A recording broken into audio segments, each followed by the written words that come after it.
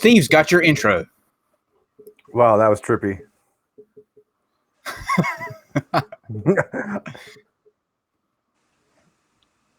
Yeah, that was pretty exciting, actually. I was like not expecting that to be so loud in your face. You did so good last week. And tonight you weren't quick enough, Steve.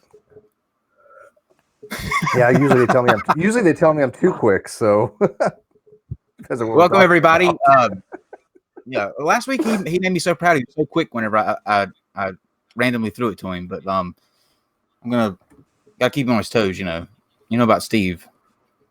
He had it. His Saturday night was a little later than usual, I think, and we talked about some subjects that were they were new to me, and I assume, Steve, some of them were new to you as well. A couple things I had learned that I can't unlearn. Right, and we'll talk more about that here in just a few minutes. But let's first say hello to definitely the cutest couple on the planet. You will be able to tell that tonight if you're joining us for the first time. By the way, that they stop and look at each other. Like, yeah. Somebody call Nicholas Sparks. Get him on the phone right now. Dave, can we get Nicholas Sparks? No. I don't think so. No. So how have you guys? Dave says no. It's been. It feels like it's been months since you've been here. It has. Well, it's been like 3 weeks maybe, but it's been too long. Have you been avoiding us? You can tell us. It's okay. They have their own channel now. They're busy. They're like big shots now. They actually got like, I don't know, 5 million subs or something, or I don't know what it is. I know you broke 500 subs. What are you, 1,000 subs now? Yeah. Forgot little us. Putting out that content. The official content creators. They are. They pump it out too. Right. I mean, they pump it out. Like, I know that we go probably. They go all 7. They go 7 days a week. We try. They're not messing around. No. Megan's a taskmaster. I keep trying to persuade Josh to take a break, and he won't do it. So yeah, that's what's happening. We keep saying the same thing. We're like, we're gonna take a break, and yet we end up streaming something anyways. You know. Yeah, we decided to take the weekends off, and here for the past 4 weeks we've not taken the both days off, and we just added a flat Earth debate for this Sunday. So I don't get it. The crazy won't stop coming. Nope. It will not stop coming. Anyways, too much to talk about. There is. Welcome back, both of you guys. It's good to have you here. We'll run through what we've got coming up for the week really quickly, and then we're going to do something kind of special and different, and then we will get into the Epic of Gilgamesh, very epically, mind you. Yay! So tomorrow we have everybody's fan favorite. Everybody loves this guy, Saitin Bruggencate. Actually, well, Steve, how would you categorize Sai's Sai is well, kind of hard to say. I would say that most people that had experienced presuppositional apologetics before, they kind of they find it interesting, but there was quite a bit of hate that we had Saitin on for some strange reason, and I'm not quite sure why. I mean, we've had flat earthers on, we've had people that think that pissing on legs will cure gangrene, and yet Saitin is getting the most amount of hate. Not quite sure why, but hey, we're having him on again, so deal with it. Yes, and tomorrow he will be having a conversation with Raul Cardona from Street Knowledge. So we titled this Street Presup. We'll see what happens. I'm not sure, but your guess is as good as mine. Tomorrow at 8 p.m. Eastern.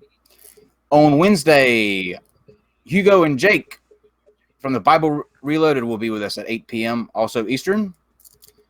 And then on Thursday, if you ever thought or were suspicious that Hollywood was hiding some of Satan's most prized transgenders, then you're in luck, because transvestigation will be the subject that we talk to the Armored Skeptic, at 8 p.m. Eastern.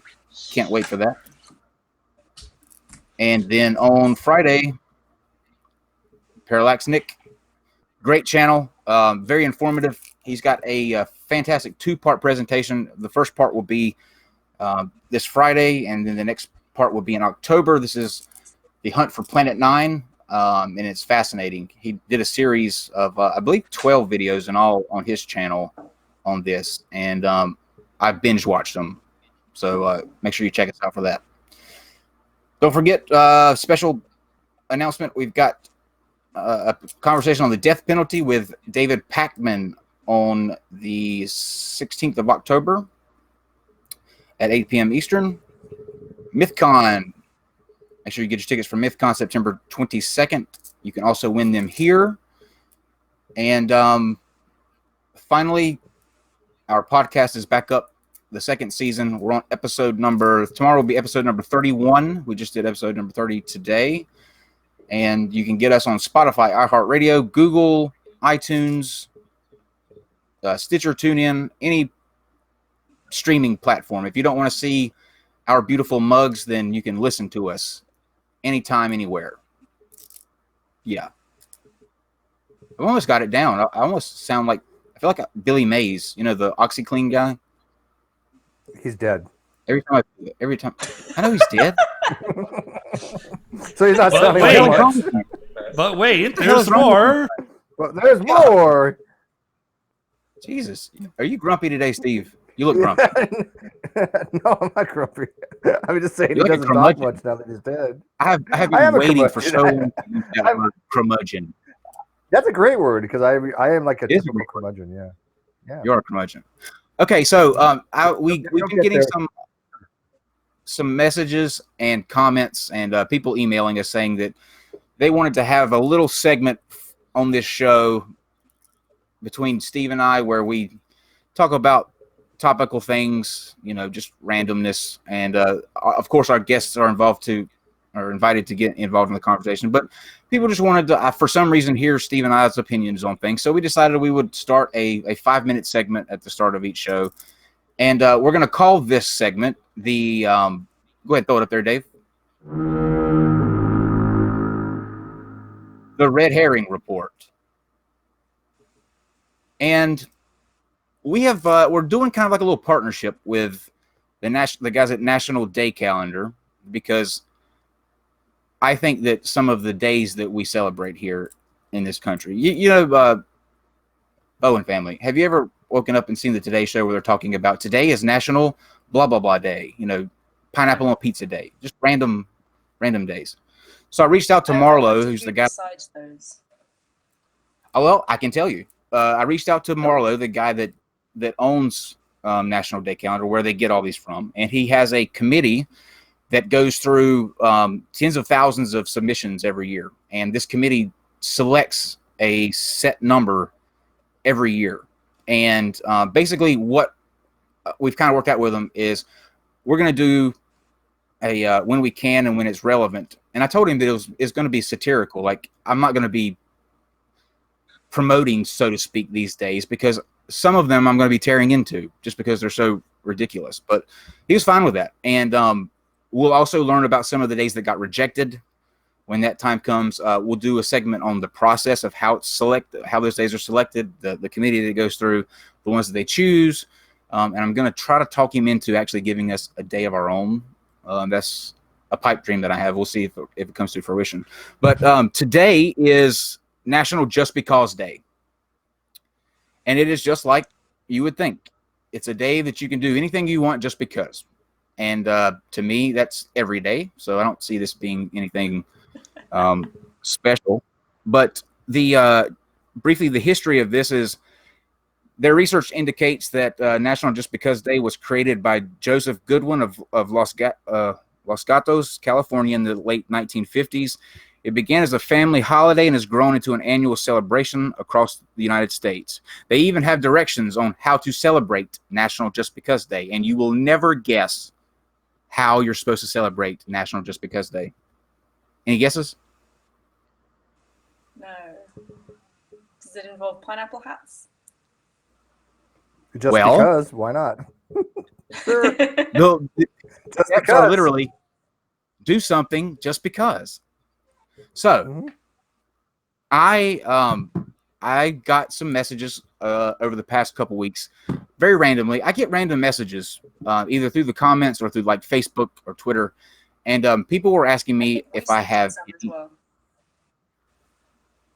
Yes, those are special messages though. I keep those in like. But they were asking me if I had any pets, and I figured this would be a good time to maybe introduce you guys to my little guy that's been with me for 7 years now. He's just about to turn 8. And I got this little guy when he was just after he was born. And I was at that time getting into like video editing. And so I created, the day that I brought him home, I created a kind of an anthology of this little guy for the first year that we were together. And so I created a movie trailer about my dog in our first year. So we're going to play that now. I made it in 2012. And then when we come back, we'll actually bring the guy on and see how he reacts to the limelight for a few seconds. So enjoy.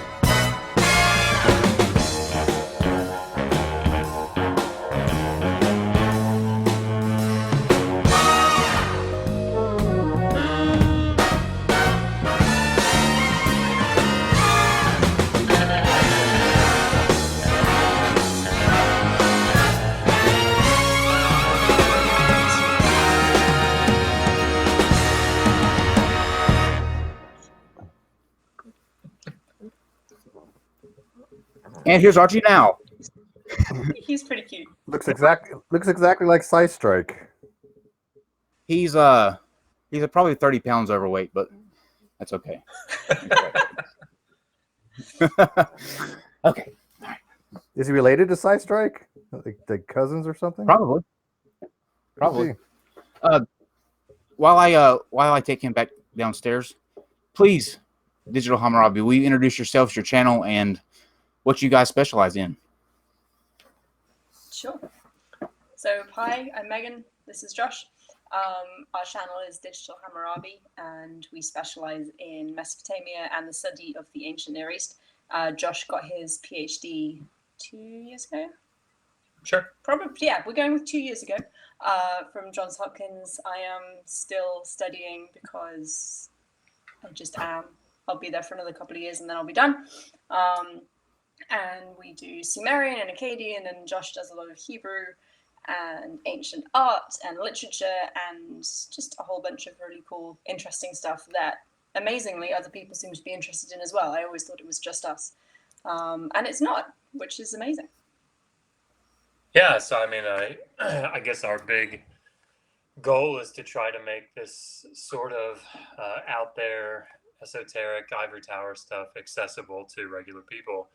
By regular people, he means people who don't have some kind of brain problem that leads them to spend 12 hours a day in a library. Yes, that's true. Sensible people. Yeah, good. 12 hours a day. You guys do a how to write Sumerian too. Yep, Josh is teaching a Sumerian grammar class, which has about 6 or 7 people on the mailing list, which is about the size of a regular Sumerian graduate student class at Hopkins. So and actually, the number one, the highest viewed video on our channel is Learn to Read Sumerian Lesson 1. How cool is that? How are they doing? Yeah. Yeah, very well, actually. It's a nice slow pace, which means that people can really take their time, and like, if you work a full-time job, the last thing you want to do is come home and then spend 8 hours learning Sumerian. So yeah, I mean, the difficulty with something like Sumerian is there are a lot of people that want to learn Hebrew. There are a lot of people that want to learn Greek because the Bible is written in those languages. So there are all these like easy to use basic grammars that you can go down to Barnes and Noble and get, and kind of work your way through. It's not that way with Sumerian. So people ask, is there like a basic grammar that I can get and read? No, there's not yet, but I'm writing one. So this video series is sort of the basis for that. So it's designed specifically for that reason, to make it so that the average person can sit down and at their own pace learn to read Sumerian. That's awesome. You know what, Steve? I think you'll agree with me. It's amazing to see the stage presence between now and the first time we had them on, isn't it? Oh yeah, they've definitely come into their own. I mean, I remember they first kind of came onto the scene, and they're like a little bit hesitant, a little bit reserved, a little bit not quite sure about how all this works. And now it's like they're pros. Now you got shooting these. I wouldn't go that far. Is that true, Steve? Now they're putting out videos every Because day. see, Steve, in order for you to say that that's true, you have to borrow from my worldview. So I don't mind borrowing from your worldview. I just don't understand any of it. I'm going to be watching that video. Actually, I've been meaning to learn to read Sumerian lesson 1, just to see if I can just glean anything from it. But yeah, that's going to be my next to watch video for sure. you'll pick it up like that. Great. Such a proud moment. Such a proud moment. I just stand in awe right now. So you guys are weirdly like our YouTube parents. oh God, you got shafted. You got shafted. So we figured that we would bring you on to talk about probably the most well-known, I guess, isn't it, the most well-known Sumerian text or out of that region and that time frame.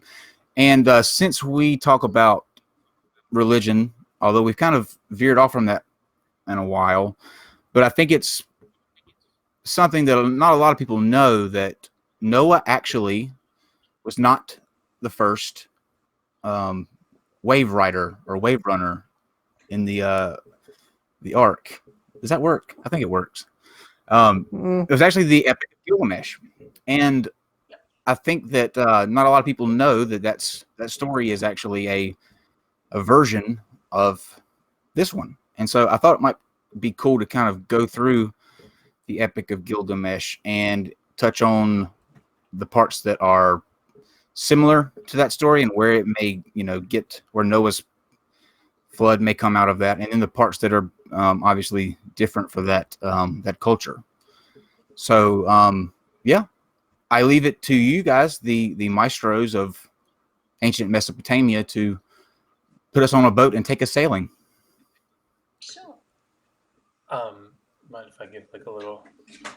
So probably the thing to start with is an understanding that the story didn't start off as an epic, as a combined whole.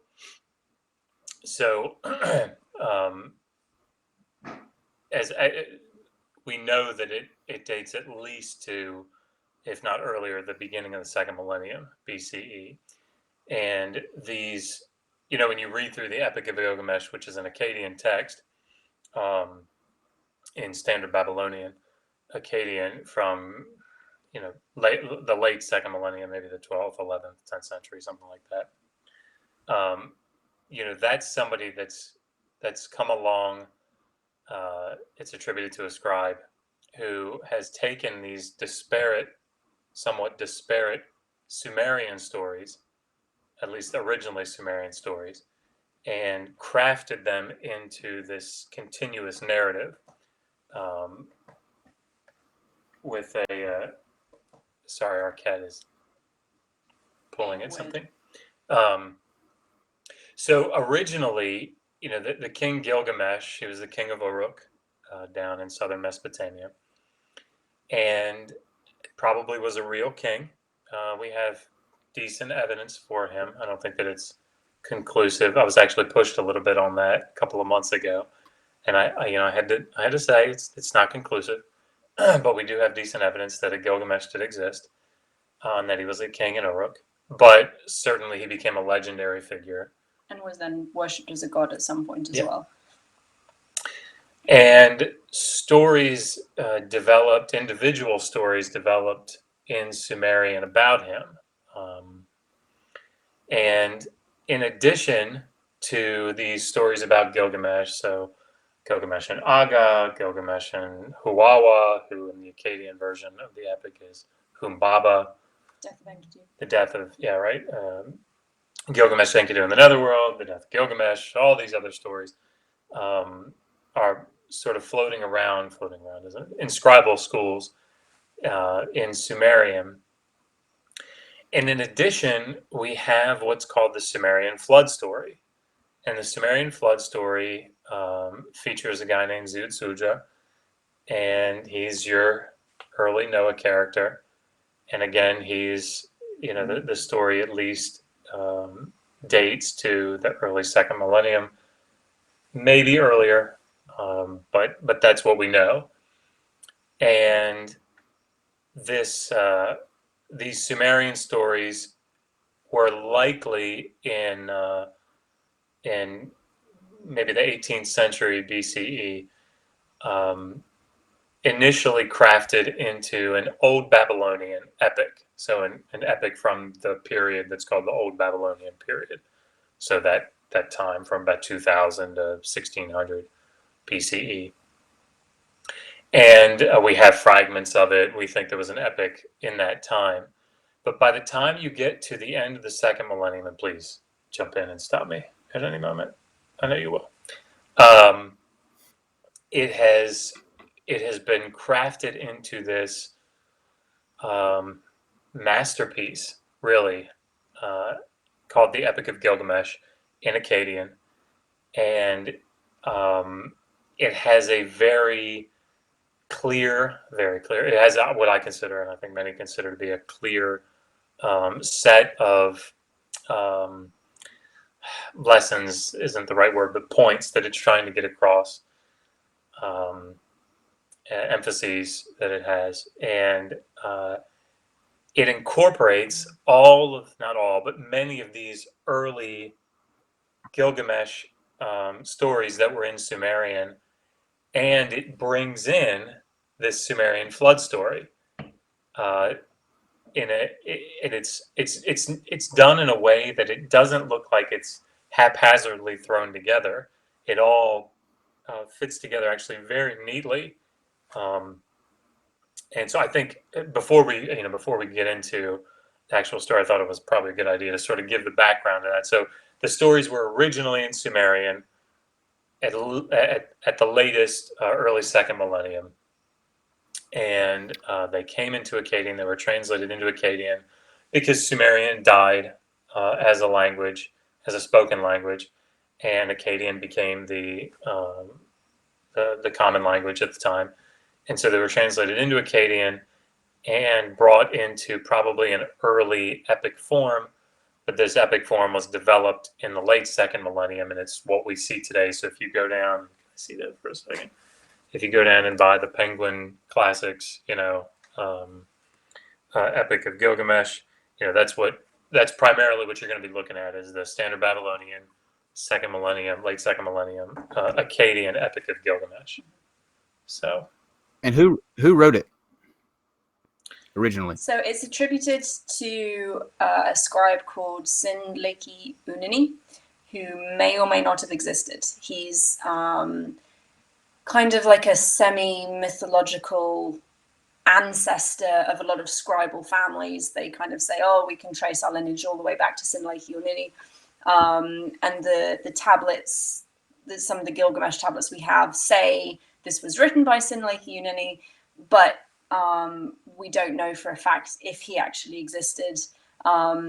Certainly by the time you've got these later scribal families talking about him, he's become like this mythological figure, like a patron saint of scribes, kind of. I mean, in the same way, I think that if you look at the the early Israelites or the other Israelites in the middle of the first millennium, they're trying to give their lineage, their history, So they trace themselves back to the patriarchs, right? So they tell stories about Abraham, Isaac, and Jacob. And did these people actually exist? Probably not. But it's you're trying to. It's very important in the ancient world to have this, lineage that you can trace back. And so you have these families, these scribal families in the first millennium, we know that they existed. They're very real scribal families, but as part of their heritage and prestige, they trace their lines back to these well-known scribes. So Sinlake Unini is the one that edited, put together the Epic of Gilgamesh. It's not to say that he didn't exist. He very well may have. We just don't have a lot of evidence for him besides the tablets themselves. Are there any originals left? Do we have any of the original tablets? Oh yeah. So by original, do you mean the original Sumerian stories, or the later Akkadian revisions? Like the first, Yes to both. I guess, writing of cool, excellent. Yeah, and in fact, it's for anybody watching that is contemplating what they're going to do if they're getting ready to go to college and they don't know what they're going to do. Sumerian, baby, because I studied theology. I went to seminary, learned Greek and Hebrew, and it was always so frustrating because you're always working with these really late, relatively speaking, copies. There are no autographs. You don't have the one that first Isaiah or second Isaiah sat down and wrote, right? Because that's gone. Then I got to Sumerian and Akkadian. It was like, oh, look, here's the scribe's thumbprint in the clay. There, you can see it. This is the one that he wrote. This thing's That's kind of cool. 5,000 years old, 4,000 years old. He wrote his name at the bottom. He said, and his dog walked across it at some point as well. That's so hilarious. yeah, the tablets, they date a lot of the tablets, right? You can tell this was written on a Thursday. I mean, it's really, it's really cool. Did they do like stick figures or doodling on the sides like people do on like notebook paper?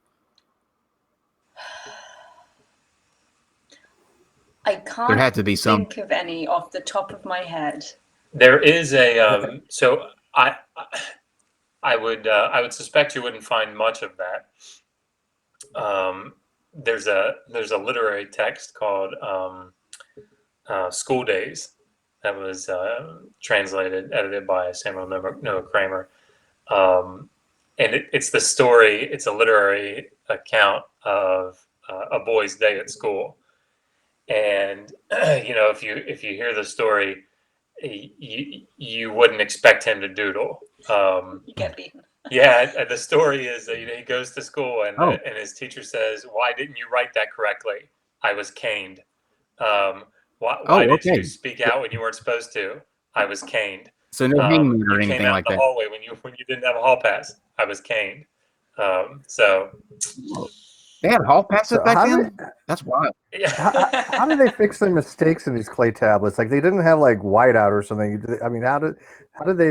And what did they do? They write it in and they baked it or something to make it smooth over solidified or something. while it's still You wet. just smooth You over just it smooth over and the then- clay and then So you'd rewrite write it. in it, and then that would just naturally get hardened, or they actually like bake that or something.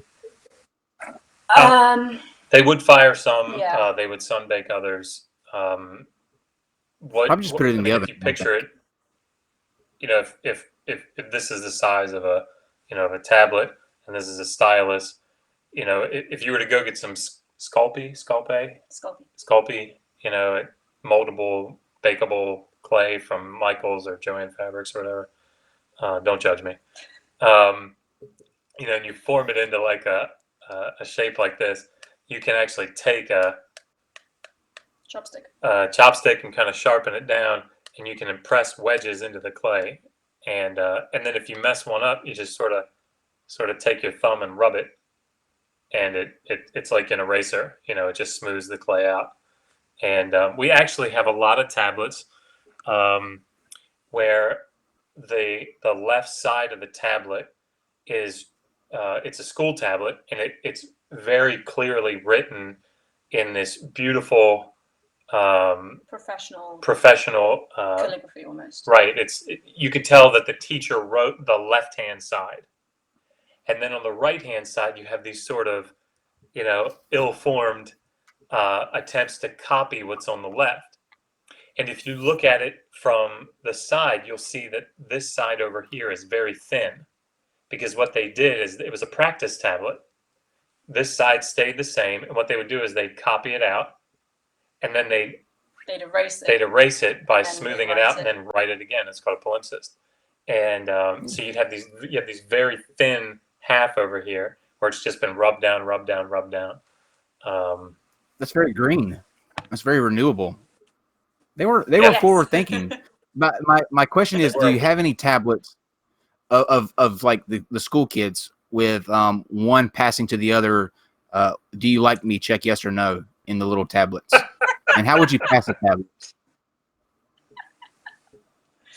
I have not seen.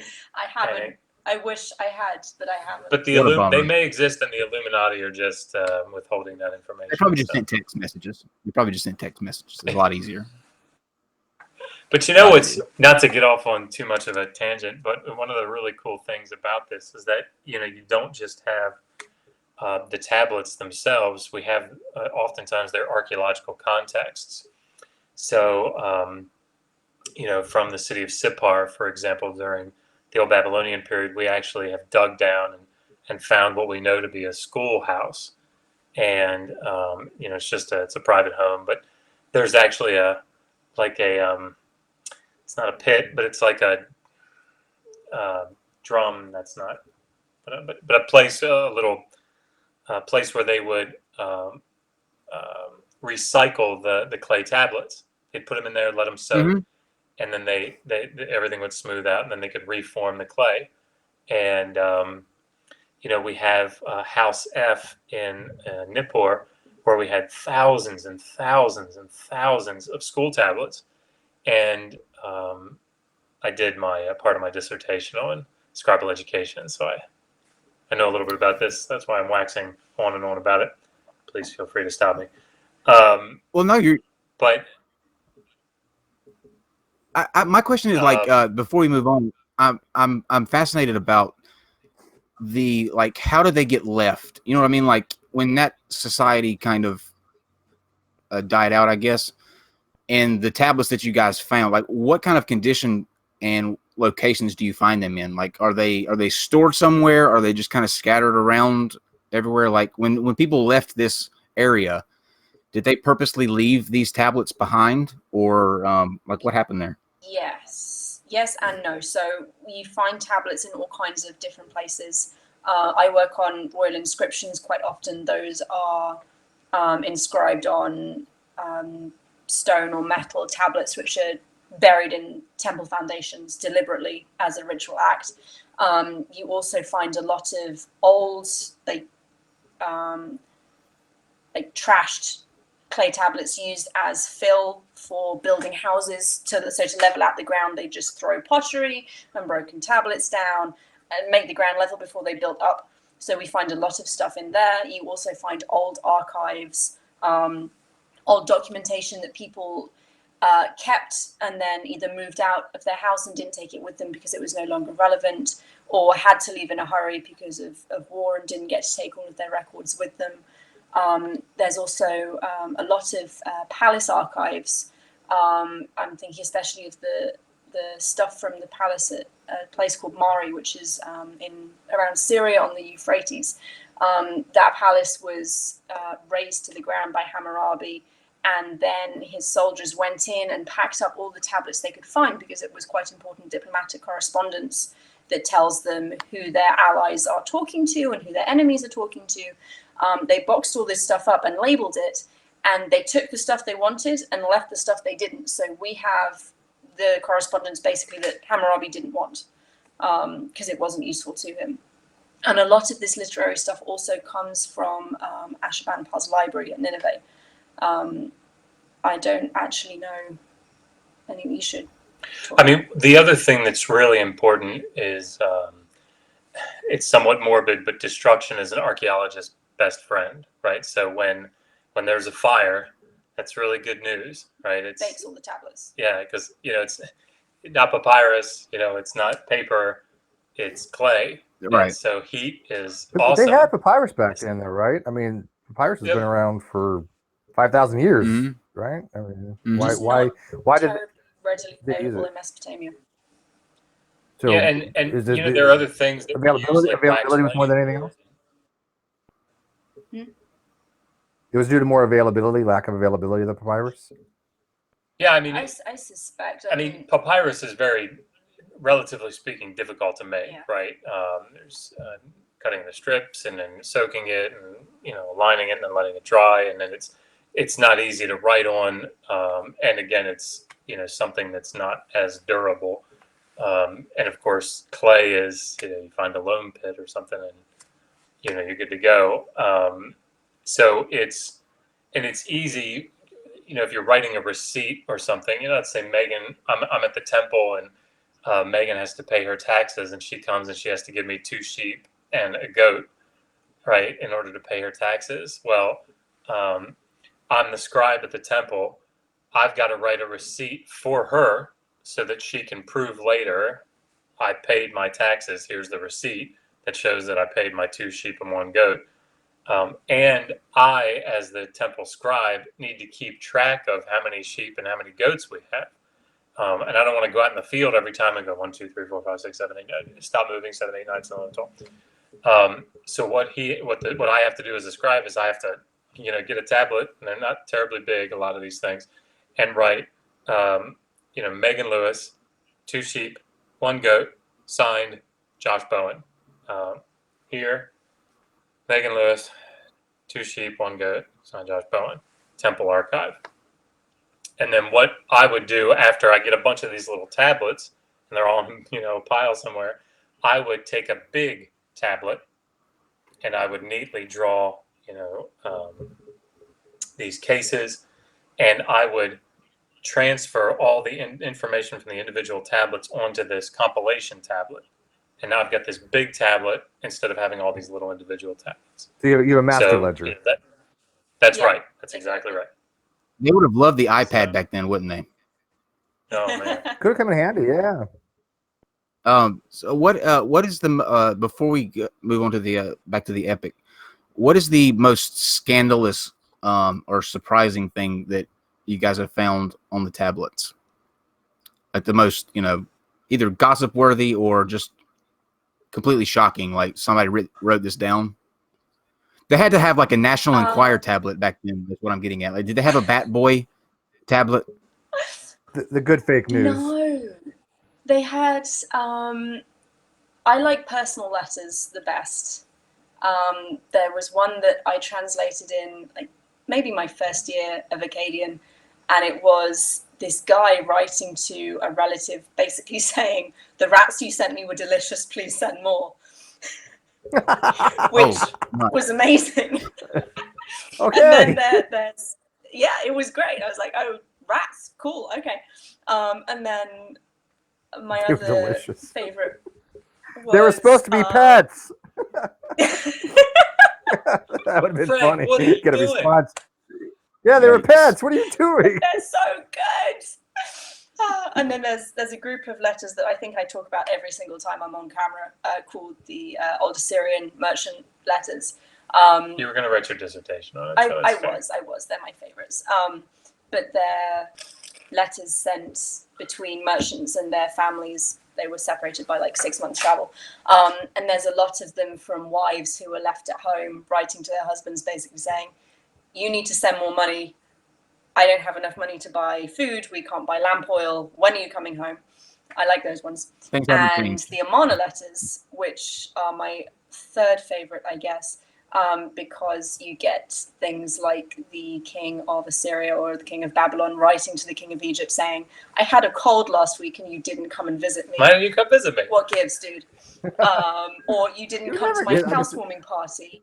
How rude." Yeah, I can see some mother doing that. You don't visit any longer. Exactly. This gives me a good idea. The next time you guys are on, this is what we're going to do. We're going to do letters where we come on and we read their letters. I think that would be fascinating. But it sounds like society as a whole hasn't changed very much. Like we still bitch about the same things that they did back then. We don't eat rats, so there is a silver lining. We But I hear they're delicious. don't have to eat rats. You know, one of the neat things, though, I think when you consider these corpora is, you know, we get so much monumental, so many of these monumental inscriptions, so many of these elite writings. You know, these well-trained scribes are putting down things for the king. And if when you look at scribal education, particularly in the Old Babylonian period, early second millennium, the training that a scribe went through, particularly at a city like Nippur, which is a really important scribal city, you know, they had to learn all these different cuneiform signs. You know, it's not an alphabet that they write with. It's all these different individual signs that have all these different syllabic values. One sign could be the be. It could mean be, ba, bot, bot, or till. Just depends on the way that it's used in a sentence. And so you know it's this extensive amount of training that they have to go through to write these inscriptions and to write these literary texts. And it's neat to see this old Assyrian archive of merchants, because what they did is they sort of, instead of learning, you know, 700 signs with all their different values, they boiled it down to what, 40? Something like that. 40 or 80, that might be 80 different signs. And they all have these pretty standard values. So it's much easier to learn. And they wrote. And so you get to see this sort of behind the scenes. They're not writing monumental inscriptions. As a matter of fact, we have a couple of literary texts, at least one. You have some incantations and stuff that they wrote in this script, and it's just neat to see something that wasn't meant for public viewing consumption or the gods' consumption. It's really just meant for day-to-day individual interaction. So it's awesome. I'm fascinated now. Do you think there's a lot of these tablets left? I mean, do you think there's a whole bunch that we haven't found yet? I mean, if you had to ask how many we found, so they're ubiquitous. They're not like they're rare anymore, but they're still finding more and more. Do you think they're going to find something that's ever going to be comparable to something like the Epic of Gilgamesh? Oh yeah, so that would be fragments. well, yes and no. So here's sort of the you know, this is sort of the problem, right? You know, when you hear about places like the Museum of the Bible that just got busted for having all these illegal tablets in their possession, the reason that that's such a big deal is, how can Christians do something like that? The reason that that's such a big deal outside of just general moral principle is it's so easy to walk out to a mound out in a rock, dig down in 10 or 12 different places and come up with a tablet. You know, it's a lot easier than you would expect. And once you come down on one, there are going to be more. Yeah, you usually have found a cache of some sort, right? And so what happens the difference is though, if there's a market, those were directed by God. God told them to go out there and get them, so that doesn't really count. Okay, good. It's good to know that smuggling can be divinely ordained. Let us pray. Absolutely. But absolutely. But the horrible part of this is that once somebody once it's known that there's a market for this and that people will pay top dollar for these things, people go out to these sites and just loot, right? And so you go over there and there's just holes everywhere, right? All these tablets are taken out. So for example, with the Museum of the Bible example, these tablets were excavated. They were very important tablets from a city that we don't know where it is yet. We've heard of it. It's written about in other tablets. We know that it exists somewhere, but archaeologists haven't located it yet. And looters clearly have, because all of these tablets are turning up on the black market. from this city. We don't know where it is, and we're not going to now because all of the stuff has been. And there are Assyriologists like David Owen up at Cornell, and he needs to get his hands on these tablets, at least a little bit, to at least translate them, make hand copies of them, and figure out what they say. But he never got the chance because they were in the possession of the Museum of the Bible, and then they were taken by the government and sent back to Iraq, and we'll never see him again, right? In all likelihood. Is that so now? Is that city they were looking for Atlantis? Quite possibly. Excellent. I knew it was all connected. I knew it. Yeah. See, guys, Always. we break news here. Okay, so let's jump into the epic, and I'm not very familiar with it, to be honest with you. So I'm just going to let you kind of lead the way, or start where you want to, and hit the whatever points you feel are necessary. Do you want a synopsis or just the highlights? Oh, yeah, we can do a summary of it if you want. Let's go to the highlights, because the way that we ask questions, if we go through the whole thing like piece by piece, we'll be here until 2019 probably. That's true. I mean, I can. You want to? Okay. So basically, the story is about Gilgamesh, and he's trying to find immortality, right? He's trying to gain immortality, and so in the beginning of the story, he's a king of Uruk, and he's abusing his citizenry, and so the gods create this guy Enkidu, and he's a wild man, and he's his match, he's his equal. They end up fighting and then becoming best friends, and they decide that they're going to go out to the Cedar forest, and they're going to kill this god of the Cedar forest, Humbaba. Kind of in an effort to do this one amazing deed so that their names will live on forever. Right, which is a big Mesopotamian thing. They do it. It's a massive problem because actually Humbaba is a good guy. He was put there by one of the high and mighty Mesopotamian deities, so they get in trouble, and Enkidu is sadly the one who has to pay the price, and he dies. So, they both come back again, and the highlights that we'll give are the cool parts. So Ishtar, Inanna Ishtar, she thinks Gilgamesh is really hot, and she says, "Hey, let's get it on." And he says, "Yeah, that's what he said, bitch, please." Is that a quote from the tablet? So she gets all, Is that a quote from the tablet? Let's get it on. It is a direct quote. Yeah. They wrote in English back then as well. You may not be aware of just this. like the Bible. I knew it. It was in the King James version. So I thought the King James would have a Sumerian version as well. This is good to know that my my thoughts were dead on. They're honed. So Ishtar goes up to her dad, Anu up in heaven, and says, I've been.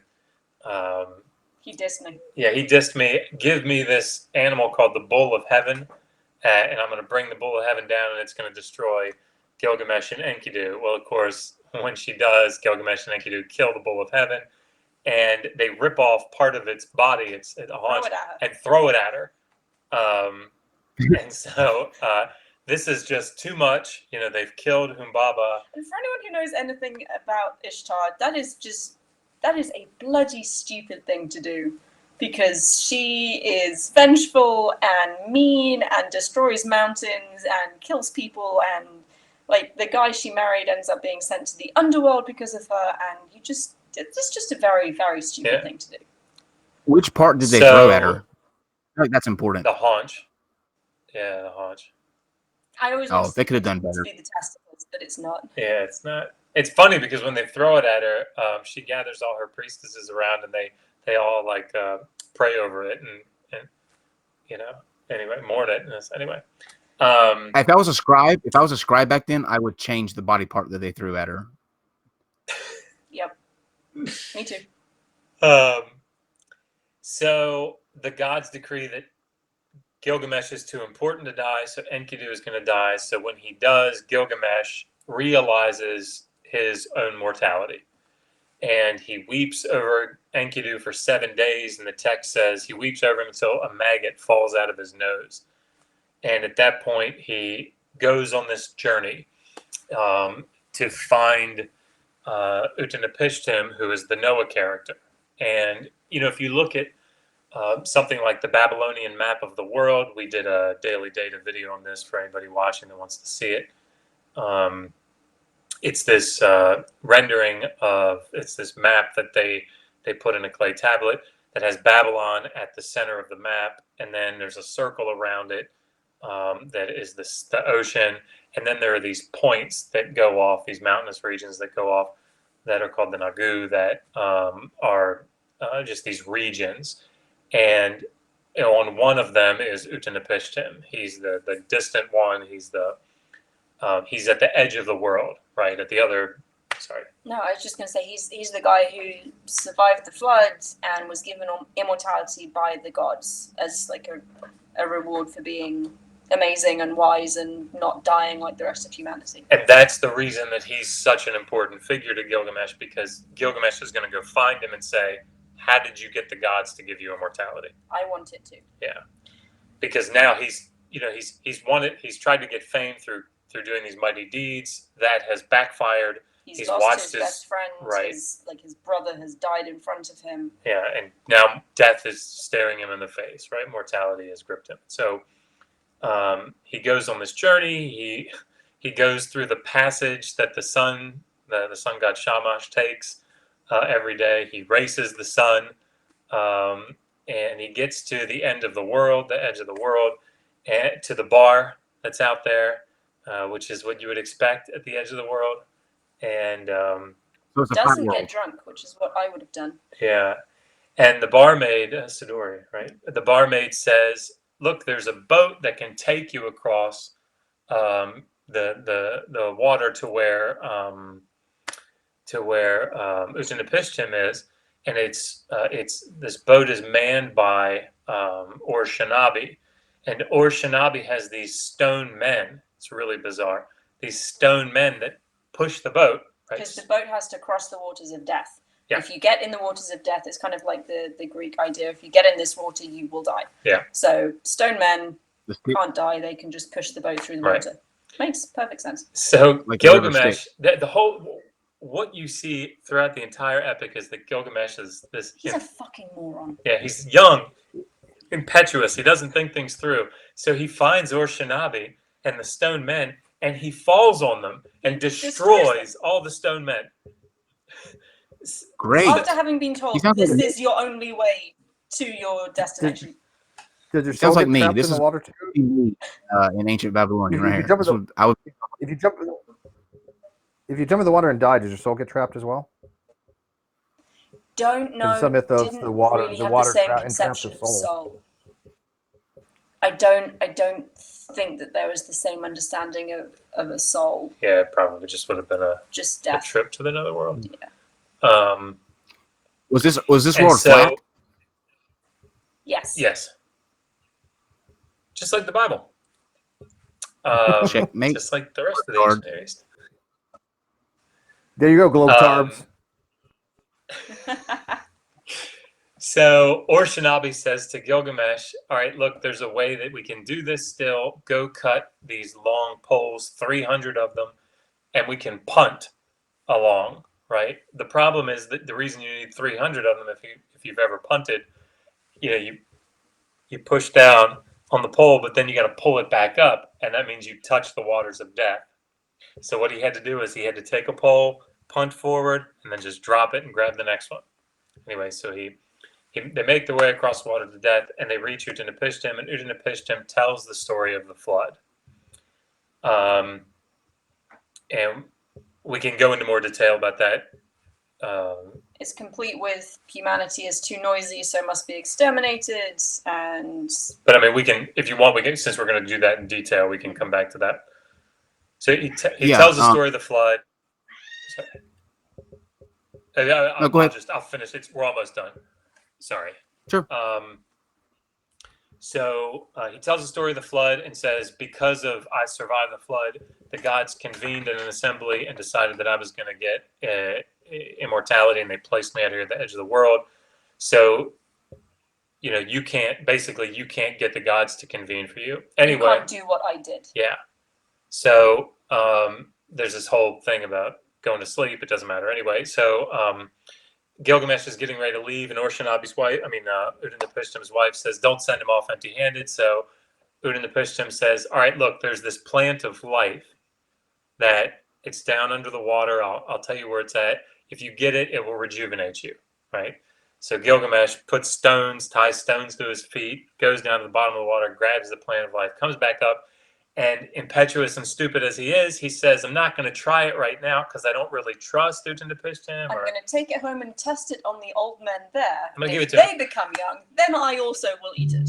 So he starts his trip back home, and he gets hot and sweaty, and he stops by this pool of water, puts down the plant of life, gets in the water, and a snake smells the plant, comes up, eats it, sheds its skin, and now the plant is gone.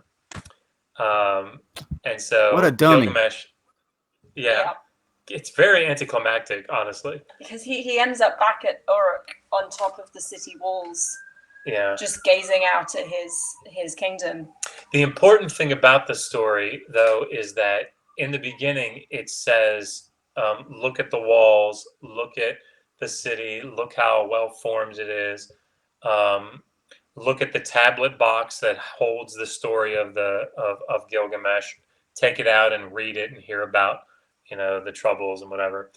And at the end of the story, it says the same thing. And so it's an inclusio, right? It's a story that the beginning is like the end. And so it basically creates this circle, so that the story is retold and retold and retold, which is the whole point, right? This is how he fails to gain actual physical immortality, but people retell his story in perpetuity. And so he gains immortality that way. That's right.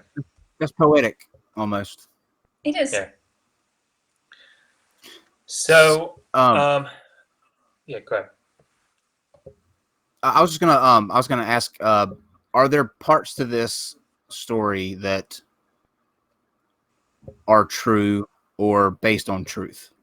I know, obviously, not like the river of death and the plant and all that, but were there certain aspects on it that could be based on like real life events that happened, or is it all just a story? I don't know about real life events. There are places that are mentioned that, like the Cedar Forest where the monster Humbaba lives, that is a mythological representation of the cedar forests of Lebanon, which were very famous. Mesopotamia, not known for its trees. There's a reason they built everything out of mud brick, because there was just no timber anywhere. So kings, as one of their kingly royal deeds, would often take expeditions out to get they didn't have much in the way of metal either, so they'd take expeditions out to get metal stone, metal, stone, and go to Lebanon and cut down these cedar trees to be used to make roofs for temples and doors and probably boats, and furniture. Wood doesn't last so well in the archaeological record, so exactly how much wood was used is not really known. But so we know that was a real place, and Uruk is a real place. Yeah, Uruk is a real place, a real city, fantastically excavated city. And I think Utnapishtim is. Because you wouldn't think that mud ships would do so well on the seas. Yep. And that's in Iraq, right? Uruk would be located in Iraq. Yeah, that's weird to think that Iraq has such cultural significance, but they really did play a big part in all this stuff, huh? To my next question on that, you remember a couple years ago when ISIS broke into that museum and just demolished all of that stuff in Iraq? Yeah. Was that anything? Did that contain anything from this time period? We cried. Yeah. So yes. It was horrible. It was awful. Yeah. That's crazy. Pretty irreplaceable stuff. Yeah. But yes. So let's jump into to Noah and how these characters are different and how they're similar. And Sure. I guess start with the motivation for wanting to punish the planet. We know that the Bible, it was the sins of man that God wanted to exterminate the human race and start over. So is there a similar story with Samaria?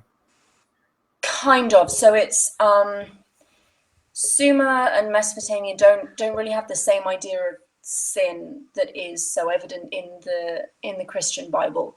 You can piss a god off. That's not a good idea. That doesn't mean you've sinned, because the gods are capricious assholes sometimes. So you could look at one funny and they'd strike you dead, because how dare you look at them.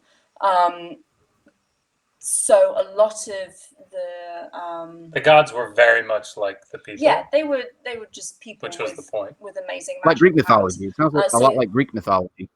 It's How very their gods similar were. in the conception. Petty and jealousy. Yeah, exactly. So the impetus for the destruction of humanity in the flood narrative is that humans were too loud. We'd multiplied too vigorously, and there were too many people, and the gods couldn't sleep anymore, which made them very grumpy. So Enlil is one of the main deities. He decides, screw this, I'm going to drown them all. And this is not, this is not unique. No. So in the Enuma Elish, for example, Which is the Babylonian creation, the big famous Babylonian creation epic.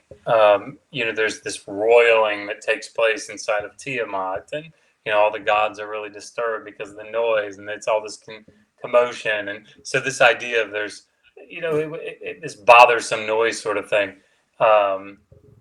It's not unique to that text, I guess, and I think that's the big difference. Actually, Skylar and I were talking about this the other night. When you come to the biblical account of the flood, in all likelihood, the biblical flood account was written in Mesopotamia, right, during the Babylonian captivity, and so as sort of a counter story to the narratives that were in play in Mesopotamia and Babylonia. And so that the big difference is that Enlil's sort of a dick, right? He's like, they're too loud. I don't like them. And Ea, the Enki, Ea Enki, he has to come to the rescue very subtly, and he has to be very crafty about it. But he's the reason that the Noah character in the Pishem or Ziusudra is the reason that he survives, because sorry, all the other gods there's a council of gods, and they all vote in favor of drowning humanity, because why the hell not? And Ea is like, whoa, yeah, I like these guys, they're fun, why are we killing them? And there's a lot of I think there's a lot of depth to this, but that's the big difference, I think, in the flood account. And because the Bible in Genesis 6 goes to immense lengths to show how humanity had become just utterly wicked, right? Sin was the thing. And so God, he's sad that he's created humanity, because look at how wicked they've become. So now Yahweh is completely justified in destroying humanity, whereas you can tell when you read through the flood story in the Epic of Gilgamesh or in the story of Atrahasis, it's just a dick move. And actually, the some of the gods while the flood is happening, and then after the flood, there's a goddess called Bela Ili, who's kind of like a birth goddess, starts realizing what they've done. Partly the issue in Mesopotamia is that humanity is the god's source of food. The offerings that you give at the temple physically sustain the gods. So they don't have offerings anymore, so they're starving. But she's like, what have we done? I've effectively killed my children. How could I do this? And you get this kind of accountability and regret in the divine action that you just simply don't see in the Bible. I mean, in Atrahasis, Ea himself says, Sorry, Atrahasis is the earlier Sumerian form of the flood story. Is it Sumerian? it's not Akkadian. Wow, how many But, iterations are there of the flood story? Seems like one iteration after another, well, just with things kind of tacked on. There's the Sumerian flood story. There's Atrahasis has the flood story in it. So the Sumerian flood story has Ziusudra as the Noah character. Atrahasis Medea has sequels. Atrahasis. Like Medea I didn't hear sequels, you, they just keep coming. But these Oh, are yeah. definitely Medea. iterations, right? I mean, they're not independent stories. There's a common thread that ties all these things together, right? So I would have to ask, yeah, why sure. is it like the There's- Epic of there's- Gilgamesh? Why is it with the Epic of Gilgamesh that's not generally taken seriously as anything more than just literary fiction, and yet the biblical narrative of the flood is actually literally believed by millions of people, contrary to any kind of scientific Welcome to evidence? my world. Why the Gilgamesh difference so much? What's that? Oh, it's simply the book. Like Gilgamesh isn't a religious text of a modern current religion. I mean, it wasn't But a if it religious was, you text think to people begin would believe it? You think people would Well, believe see, it as that's- much as they I do don't the know. Bible narrative? So it's interesting that you ask that. I've been interacting with people in the congregation of Lord Rael, Oh, who lucky you. This is good. This is good, Steve. You're gonna like this. who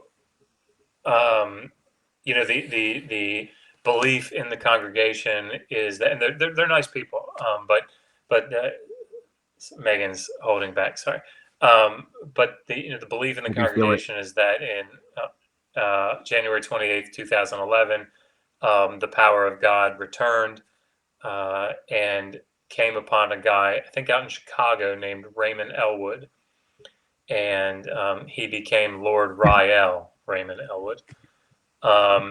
He's a reborn Mesopotamian god He is and reborn Jesus. he is the god Oh my Enlil. God. So If you're Enlil gonna go, might as well go is big, right? Jesus. Yeah. Exactly. Why? Um, Why? And so there is a cardinal in the organization named Richard Ruff, who is Enki Another god. reincarnated, who was Moses.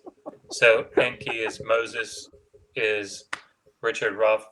And I've been interacting with Angelus Domini, who is the angel of our Lord. And, honestly, it's fascinating to me because of my background, my work with the Sumerian pantheon and the Akkadian pantheon and with the biblical text, and they, in a very interesting way, in a unique way, tie those together, right? So Jesus was Enlil, right? That's the and it's, of course. So they've been very kind. Said, please ask us any questions that you want. They're on VK. Can't remember. It's a German like Facebook sort of thing. Anyway. Mm-hmm. I know what you're talking about. Yeah, But I know what you're talking about. I've been asking questions, and fairly direct questions. And part of the problem is that part of the problem with their belief structure, in my opinion, is that you have to disregard in a lot of ways these texts that you're basing your belief structure on, right? So in Atrahasis, in the Sumerian flood story, in the Epic of Gilgamesh flood story, in this narrative, Enlil is bad. He's the one Enki- trying to drown humanity. And Enki is Enki's the good. one figure trying to save everyone. As a side note, if you didn't pick up on this, this group also fits in the Anunnaki, the Zacharias Sitchin. They wouldn't hold directly to Zacharias Sitchin's beliefs, but they think that he was a good scholar. But the Anunnaki are the divine pantheon, right? So I've asked multiple times members of the group to come on I'm hoping that I think that they're concerned that they're going to be like mocked or something. I don't. They've But probably seen this I movie just before. honestly, yeah. I mean, well, I want to. I mean, I understand their apprehension, but I mean, really, I would like to talk to someone that's knowledgeable on this, because there are questions that I have that, if they're really interested in proving this, one of the things that I said was, they made the statement, the claim that the gods that exist, Enlil, Enki, and the other members of the pantheon that they haven't revealed yet, can actually speak Sumerian, right? They can read and speak Sumerian and Akkadian. Well, that would be awesome, because So that's something that's testable that would be in a way. that's testable, and that would be some really great evidence. They don't perform party tricks, though, Steve. We were told that in no uncertain term. Of course Clearly, not. So- And did you say one of their names was Richard Ruff?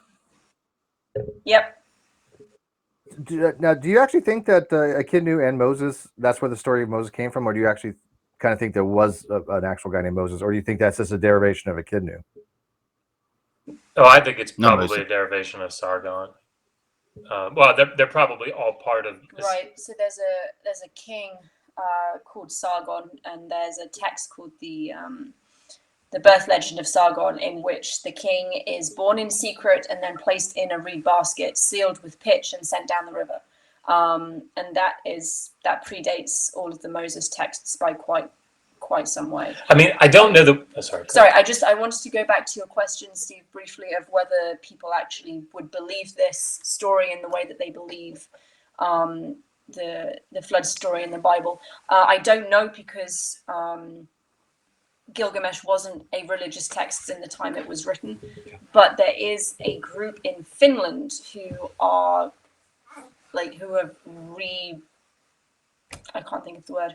reinstituted the worship of Mesopotamian deities using, as far as I can tell, I haven't been able to talk to anyone. I really want to talk to someone because it sounds fascinating, but they've reinstituted Mesopotamian religion using translations of the original texts.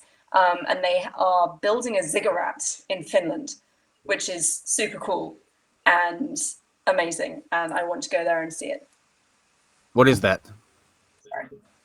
Ziggurat? It's a Mesopotamian pyramid. It's a step pyramid. It's Yeah, that's when it is a pyramid, and it's not. Yeah. So like the ziggurat of pyramid, Ur, Egyptian pyramids. like the Yeah, one the of ziggurat of Ur, Ur. Ur. Yeah. They need a sphinx. So, one of the things that I said to Skylar, Oliver, just sounds like Oliver's waking up. One of the things that I said to Skylar, and if people in your audience haven't seen it, Skylar and I are doing this read through the Bible live on air and have a little commentary about it. It's actually a lot of fun. But, asking, Kyle's talking about this, asking the question, what would people think about, why is it that this is such a debated thing? Why is it that people don't come to Mesopotamian texts, Sumerian texts, Akkadian texts, and fight about this stuff? The example that I give is in that creation story, the Enuma Elish.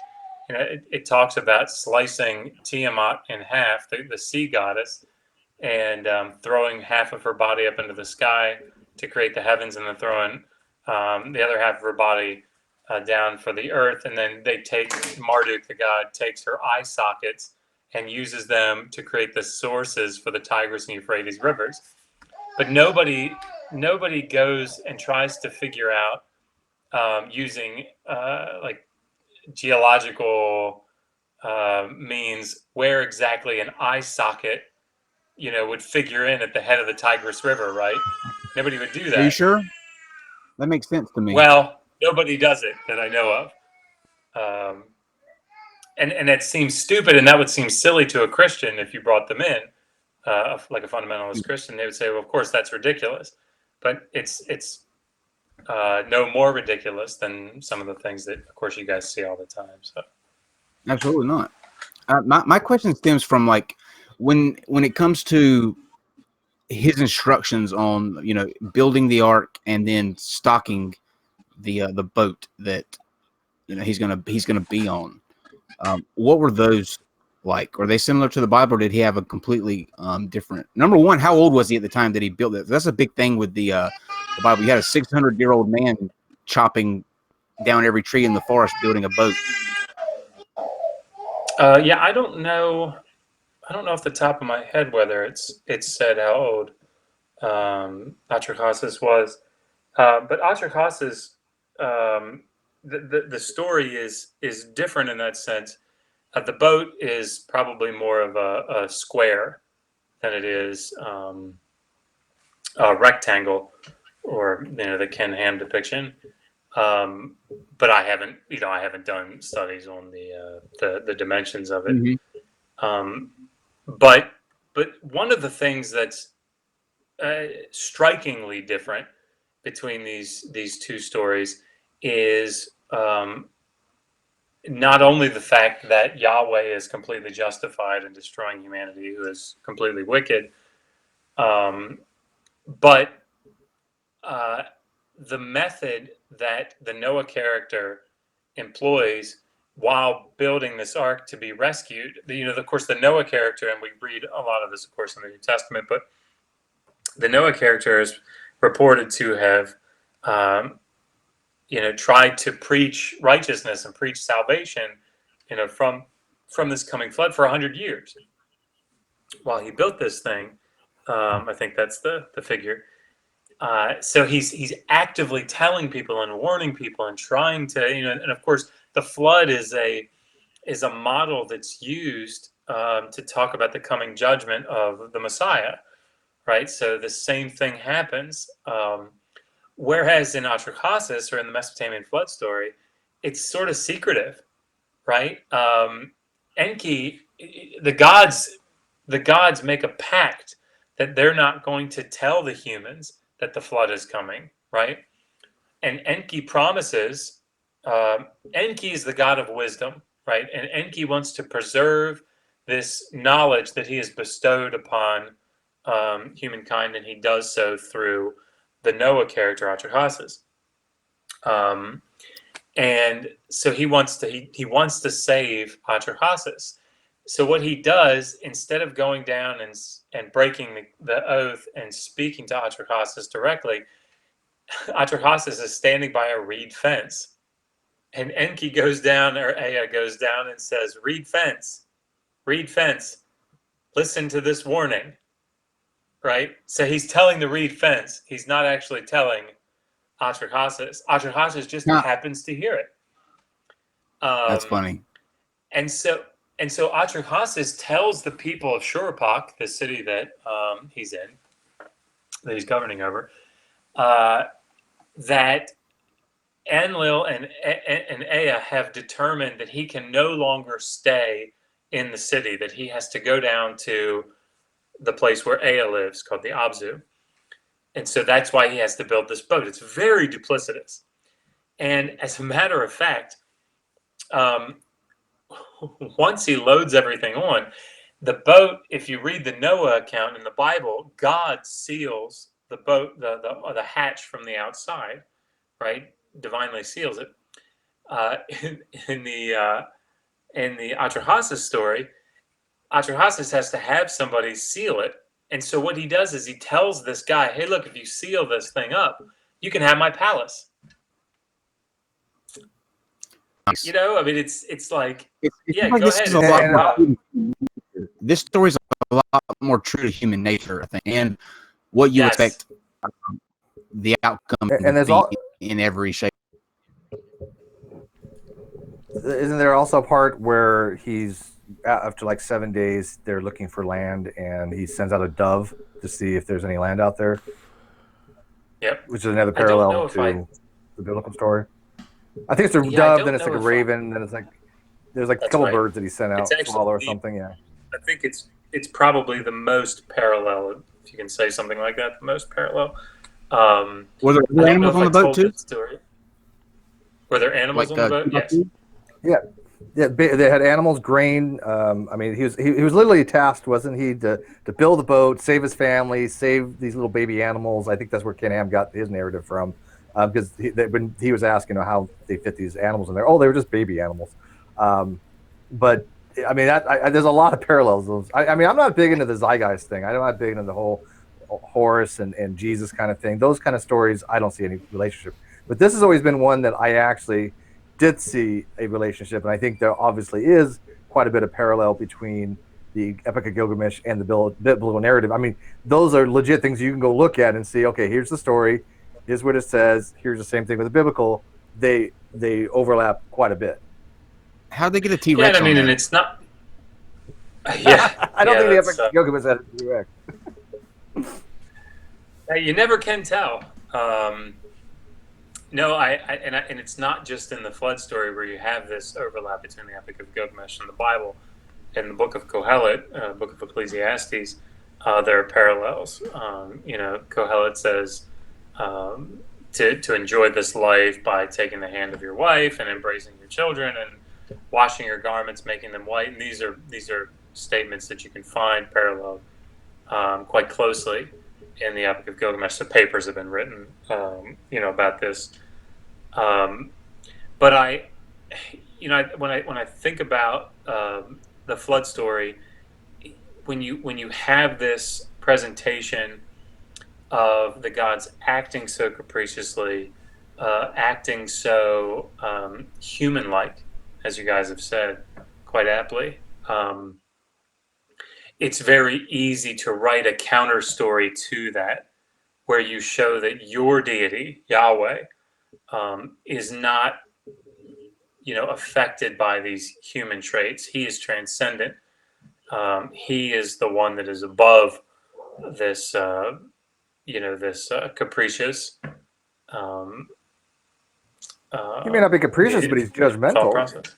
I mean, he's clearly judging and humanity absolutely. and feeling justified Yeah, for what he does. Sociopathic. Yeah, but I think that's the key, is that the argument is in the biblical text that there's morality behind that. There's justification behind it.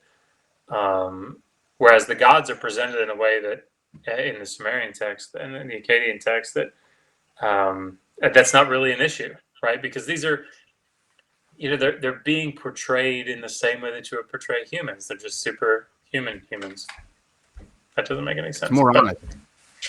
Yeah, It's more honest to the way that it would be in real life, I think. Yes, I agree. Sorry. There's the look. If you're playing the drinking game at home, you should be up to like 27. I think I've counted.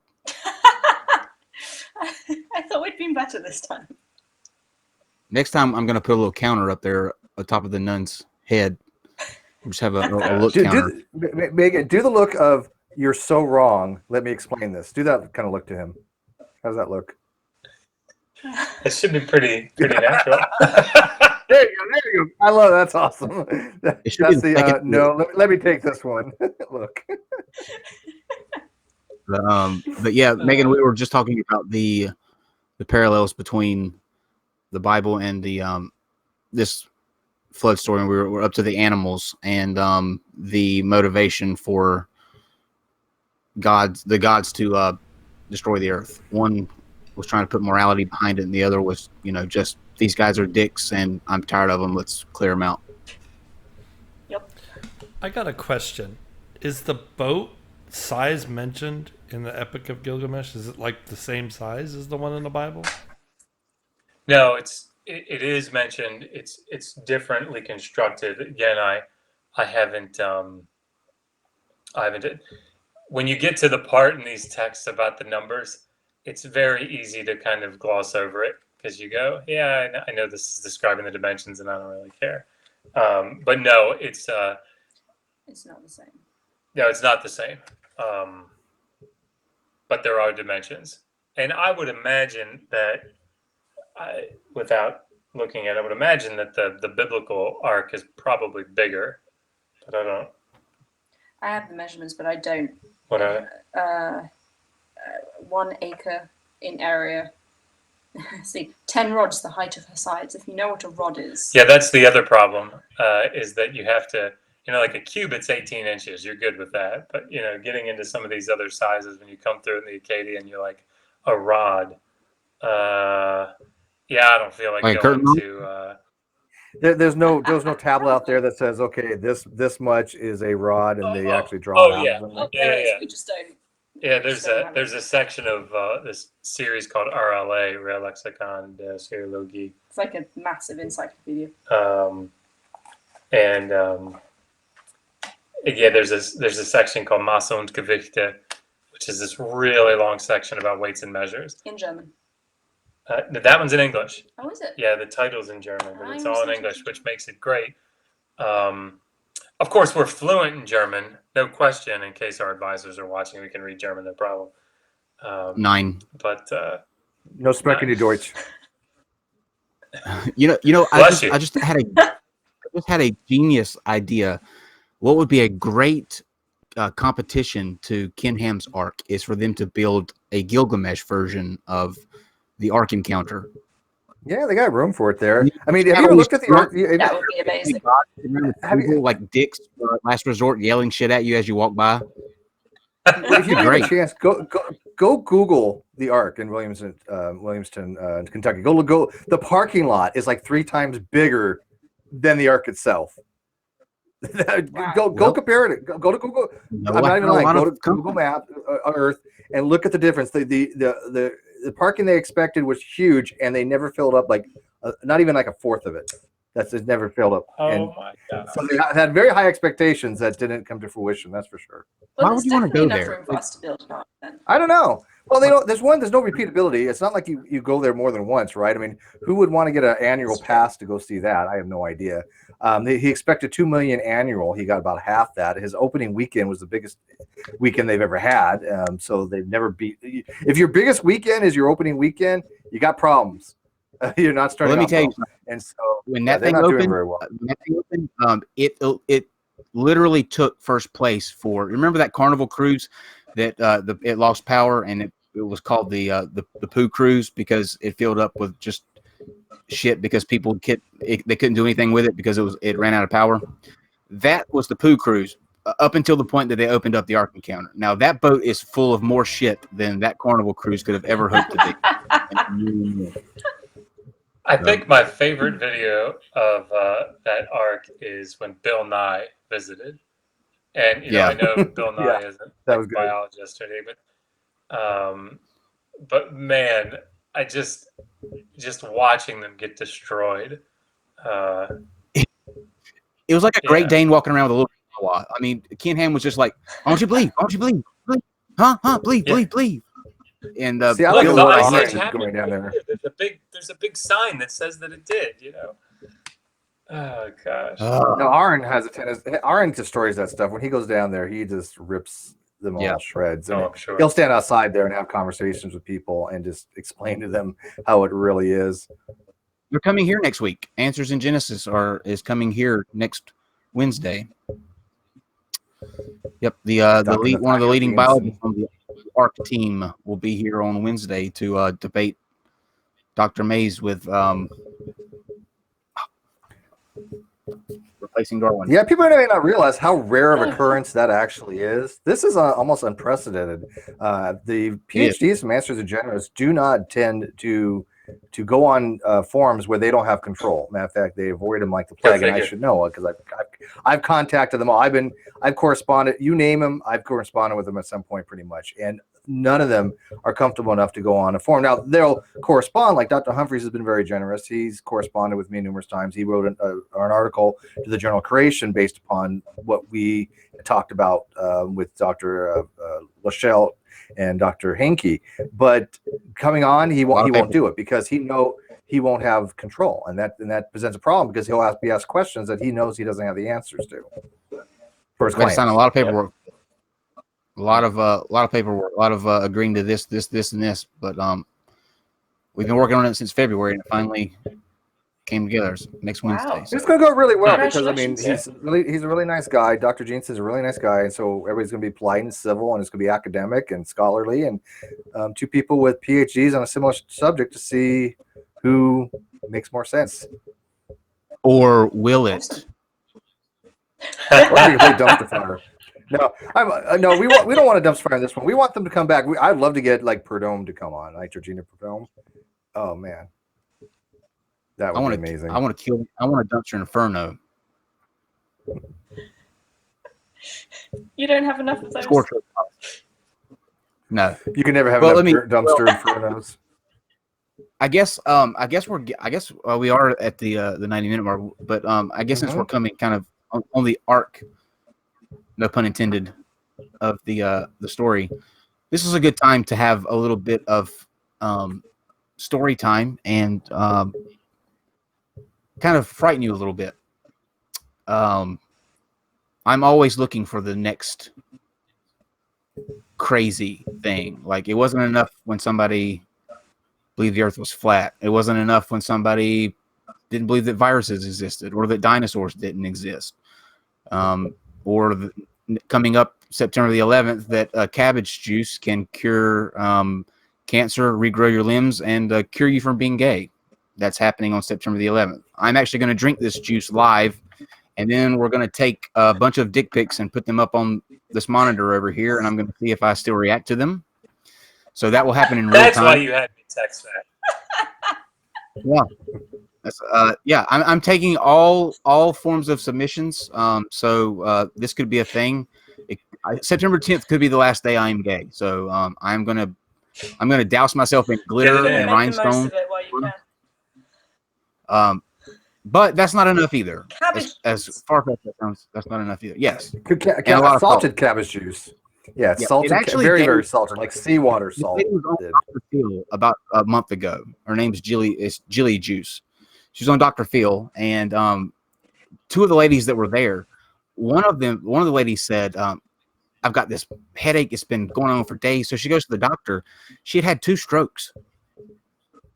The stuff had given her 2 strokes, and this lady still swears by this stuff. Swears by it. It causes dehydration. It can cure cancer. It can cure autism. It can cure Down syndrome. Yep. So, by the way, I'm not really going to drink the shit live. I'm going to buy it, and I'm going to like switch it with a V8 because there's no way that I'm going to. On the off chance that it does cure gayness, I don't want to risk that. I was going to say, you don't want to take that risk, Kyle. No, I don't. You at least got to try it. He's got to tell us what it tastes like. You try it, Steve. Oh, I taste it. I'm not going to drink it, but I'll taste it. Does it cure heterosexuality as well? Does it what? I'm worried if Steve drinks it, will he then turn gay? Oh, I don't know. Somebody asked me it a similar question. It'll be fabulous either way. Bisexual, and I said you don't have to drink half then. Yeah, you only drink half if you're bisexual. But I learned recently that we all know about incels now, or up to this point, I believe we all know about incels, right?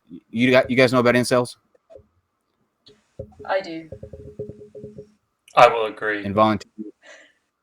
Involuntarily celibate. It's short for involuntary celibate. They're guys who are pissed off because they feel that no matter what they do, no matter what they try to change, dieting, all of this stuff, they just cannot get laid, and so they stew in these online forums. They drink that cabbage juice. There you go. Cures himself. Cures himself. She likes me. That could be a good link. I like where your head's at right there. That's good. But dive deeper into this group, and it is far worse than any of us thought possible. In the past 48 hours, I have learned. Couldn't hurt, right? Giggity. That was good. But they get it. They splinter off into subsets. So there are 3 different groups of these incels that I learned about in the past 48 hours, and Logic and Shannon are actually going to be joining us October the 2nd to talk to some members from this group. So we will have, for those of you who have been waiting for Logic, he will be joining us to kind of dive into this. But there's a group called Wrist Cells, a group called Skull Cells, and a group called Menta Cells. And Wrist Cells believe that they can't get laid due to the thickness of their wrists. What? Just I go know. with it. I'm going to let don't try to wrap your head around it. Okay. I know this is going to be a lot to take in. Okay, skull Megan. cells. That was my reaction too, Megan. Skull cells That's a very believe strange thing to focus on. that It they gets can't worse. get laid because of the shape of their heads. Okay. Venta cells believe that, The shape of their skulls, you're saying? right? Yeah, the actual shape I of got a their million of skull. The Menta cells escapes me for now. Anyway, there's a book, or a guide that Logic found. Logic found a PDF file that is a guide, and it lists all of these different subsets, and it's frightening when you go through there. There's a thing called buck cells and a cock carousel, which I thought sounded actually kind of fun. I almost It does, doesn't it? There's It does. brain cells too. Brain brain cells cells. study the study Not a lot of them in the this subject group, of but- in cells. Yep. Not a lot of them. No, it's actually the study of inceldom. There's actually a complete field of inceldom. I guess you Right. could go now, maybe take college courses on it or something. I don't know.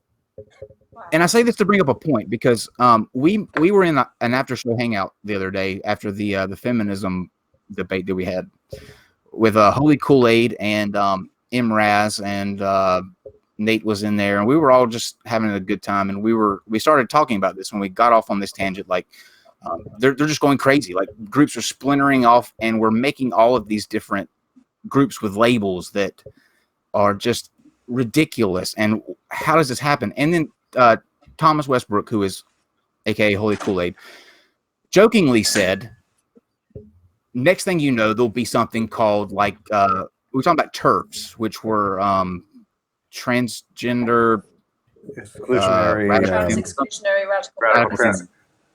Yes. So he was saying before long there'll be a furry version of that. There'll be a furry trans whatever.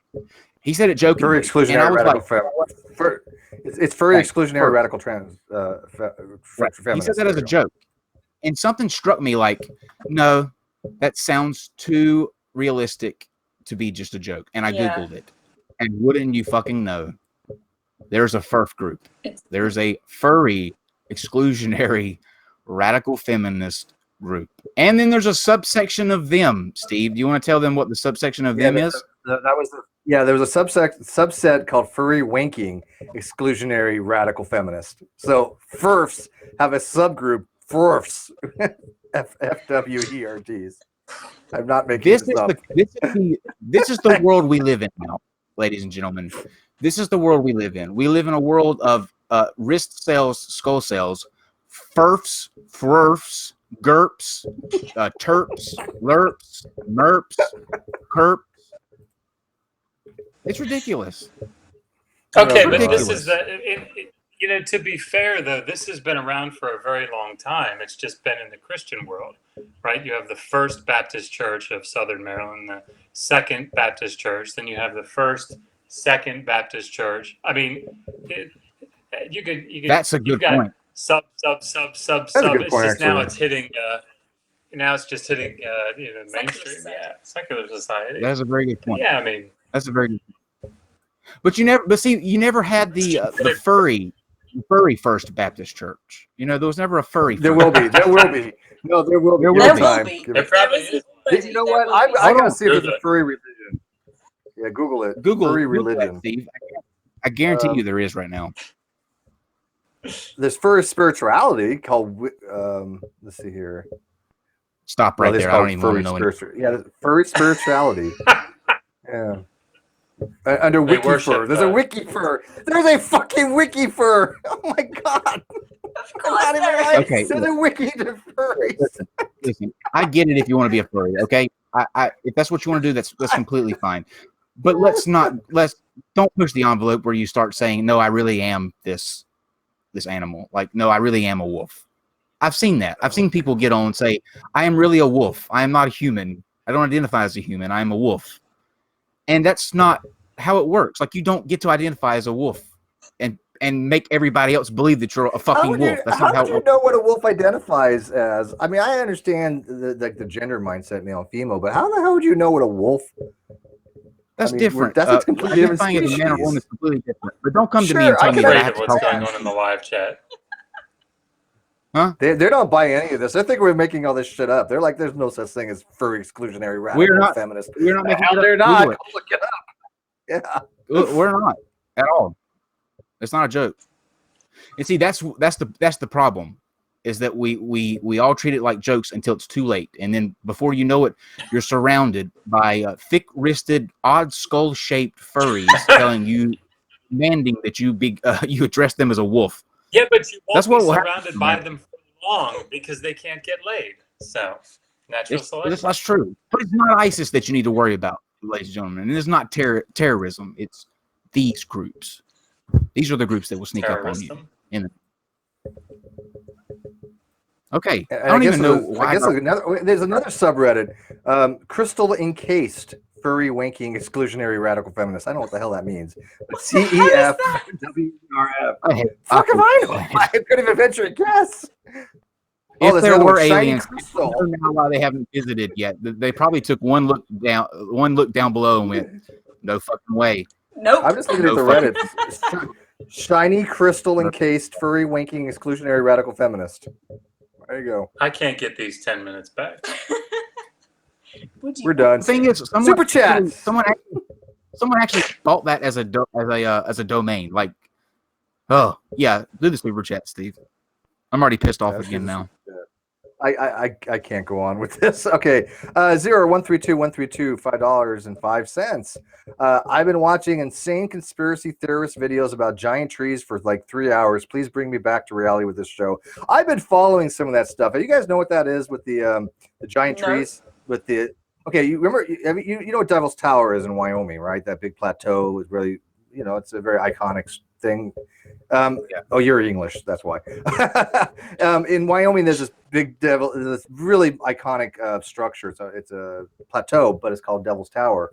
Well, they think that was actually one time a tree, and that humans were giants, and that was a tree that got chopped down. And they also believe that like the beaches, the sand on the beach, isn't sand; it's wood chips. Okay, What? I'll take that. I will take people that believe that. That to me sounds normal compared to what we just went through. The giants, yes. You need to reevaluate your understanding of normal, Kyle. Yeah, our whole thing from normal shifted like way over here. Yeah, I bet. Normative is relative now. Those were normal. I can take those again. Bring Bigfoot back. Make Bigfoot great again. Okay? Stop it with this all the time. And they also have, not only that, they have these people that go around and they film mountains and they say, hey, look, here's one of the atlases that was turned to stone, and this is where they now reside. This is their tomb. This is their encapsulation. Yeah, it's a big thing. Yeah, so okay. Jamie Sizzlo, $20. No pun intended. To remind digital Hammurabi that modesty aside, it is perfectly fine to say you are an expert on this stuff. Also, shout out to the new upcoming show, Rolling Preview Window. All right, so they noticed. One person noticed the rolling preview window. That's good, thank you.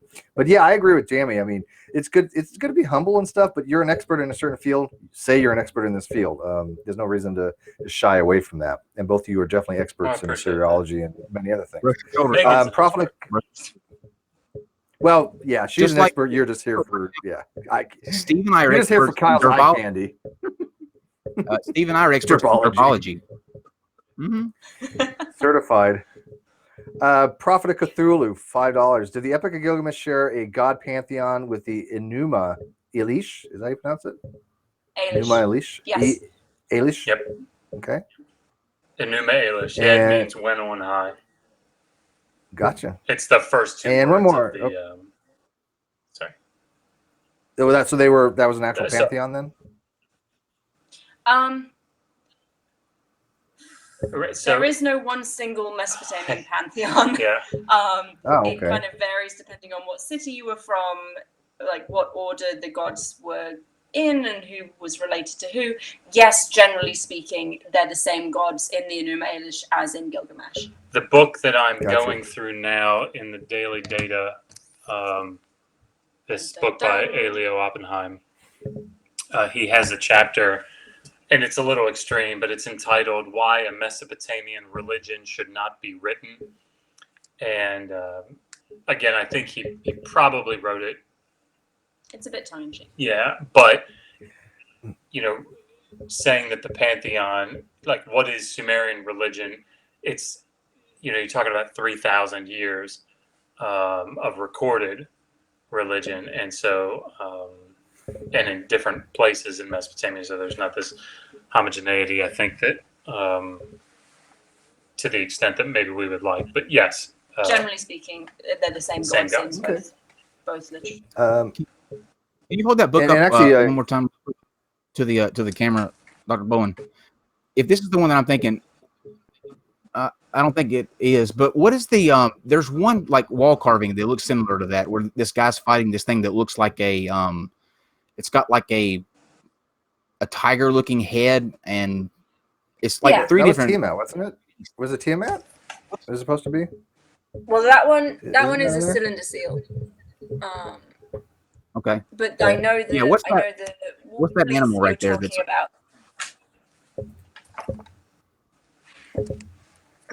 That guy right there. yeah. What is that? I would guess it's a demon. If it had bird wings, I'd say it was probably the Anzu bird, but that's Near Eastern art is a field all Yeah. itself. Gotcha. Well, we're actually going to have, eventually. eventually an art historian come on the show. We have to start doing more live things. But no, it's quite common in iconography to have a human body and an animal head. Those creatures don't always have like specific identities. Sometimes they're just protective spirits or demons, any host of a number of things. If you see something with an eagle body and the wings and then a lion's head, it's probably the Anzu bird, which turns up in a lot of mythology. We can come on and summarize that sometime. That is a badass story. It's a good one. Yeah, and there's the bull guy. He's depicted a lot too. That the face of a human on a bull's body. There's a lot of Wings. animus and That animal turns up, stories. Yeah. That's cool. And by the way, Jim makes a good point. I forgot to mention this about the tree thing. With the giants, they actually think that craters, like asteroids that hit the Earth, those types of craters, they think that those were actually just giants that had uprooted trees, and those craters are what's left behind. They have a weird narrative because they obviously there's no such thing as space, right? So That's firmament. funny. They can't be space. They can't have You asteroids. got to watch Noah, like the Russell Crowe version of Noah. I never saw it. It came out a couple years ago, but in that version of the movie, they had these like rock people. They were giants, but made of rock, and these were the things that God sent down to clear the forest. Like Noah didn't cut down the trees and all that by himself. These deformed rock-looking people would like go through the forest and club it down and haul it up and all that stuff. So I'm not sure you're where that thinking of came. the never-ending story, Kyle. No, I'm thinking of it's Noah. It was bizarre. Because you're not expecting that. Strong. I was a kid That at the kind of time when I went and saw See, it. And I was there's like, this- this is blasphemous. Well, there's a similar story on the Popol which is a more what's a Mayan codex. But in the Popol Vuh, there's people, but they're made of wood, not stone. But These were there's- boulders. so yeah. Like Transformers. But there's a flood narrative of that region too. The Mayans had this flood narrative that these two brothers were having war and there's a great deluge, and very similar narrative there. But one more super chat. Prophet of Cthulhu, $5. Which artifacts were lost when ISIS was destroying statues with sledgehammer 3 years ago? And not to bring up sadness here, and we don't want you to get emotionally disturbed. What was the things that were mostly lost? Oh, the whole city of Palmyra. Well, that was blown up. An entire I think. culture? A lot of it.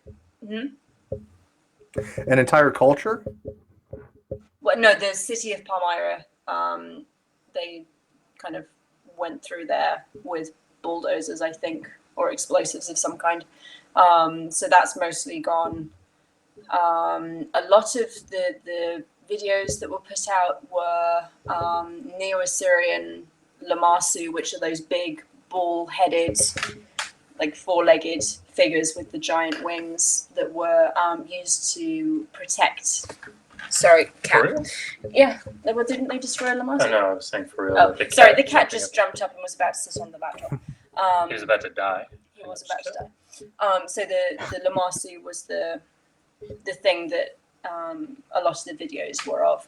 I don't know that there's been an inventory taken of what has been destroyed in detail, because I'm not sure that we have access to that information. A lot has been lost, and this actually leads back into the question of looting and the black market for Mesopotamian antiquities, because a lot of terror organizations seem to get their funding from selling antiquities on the black market, like these tablets, because they know people will pay money for them and probably won't ask too many questions about where they came from.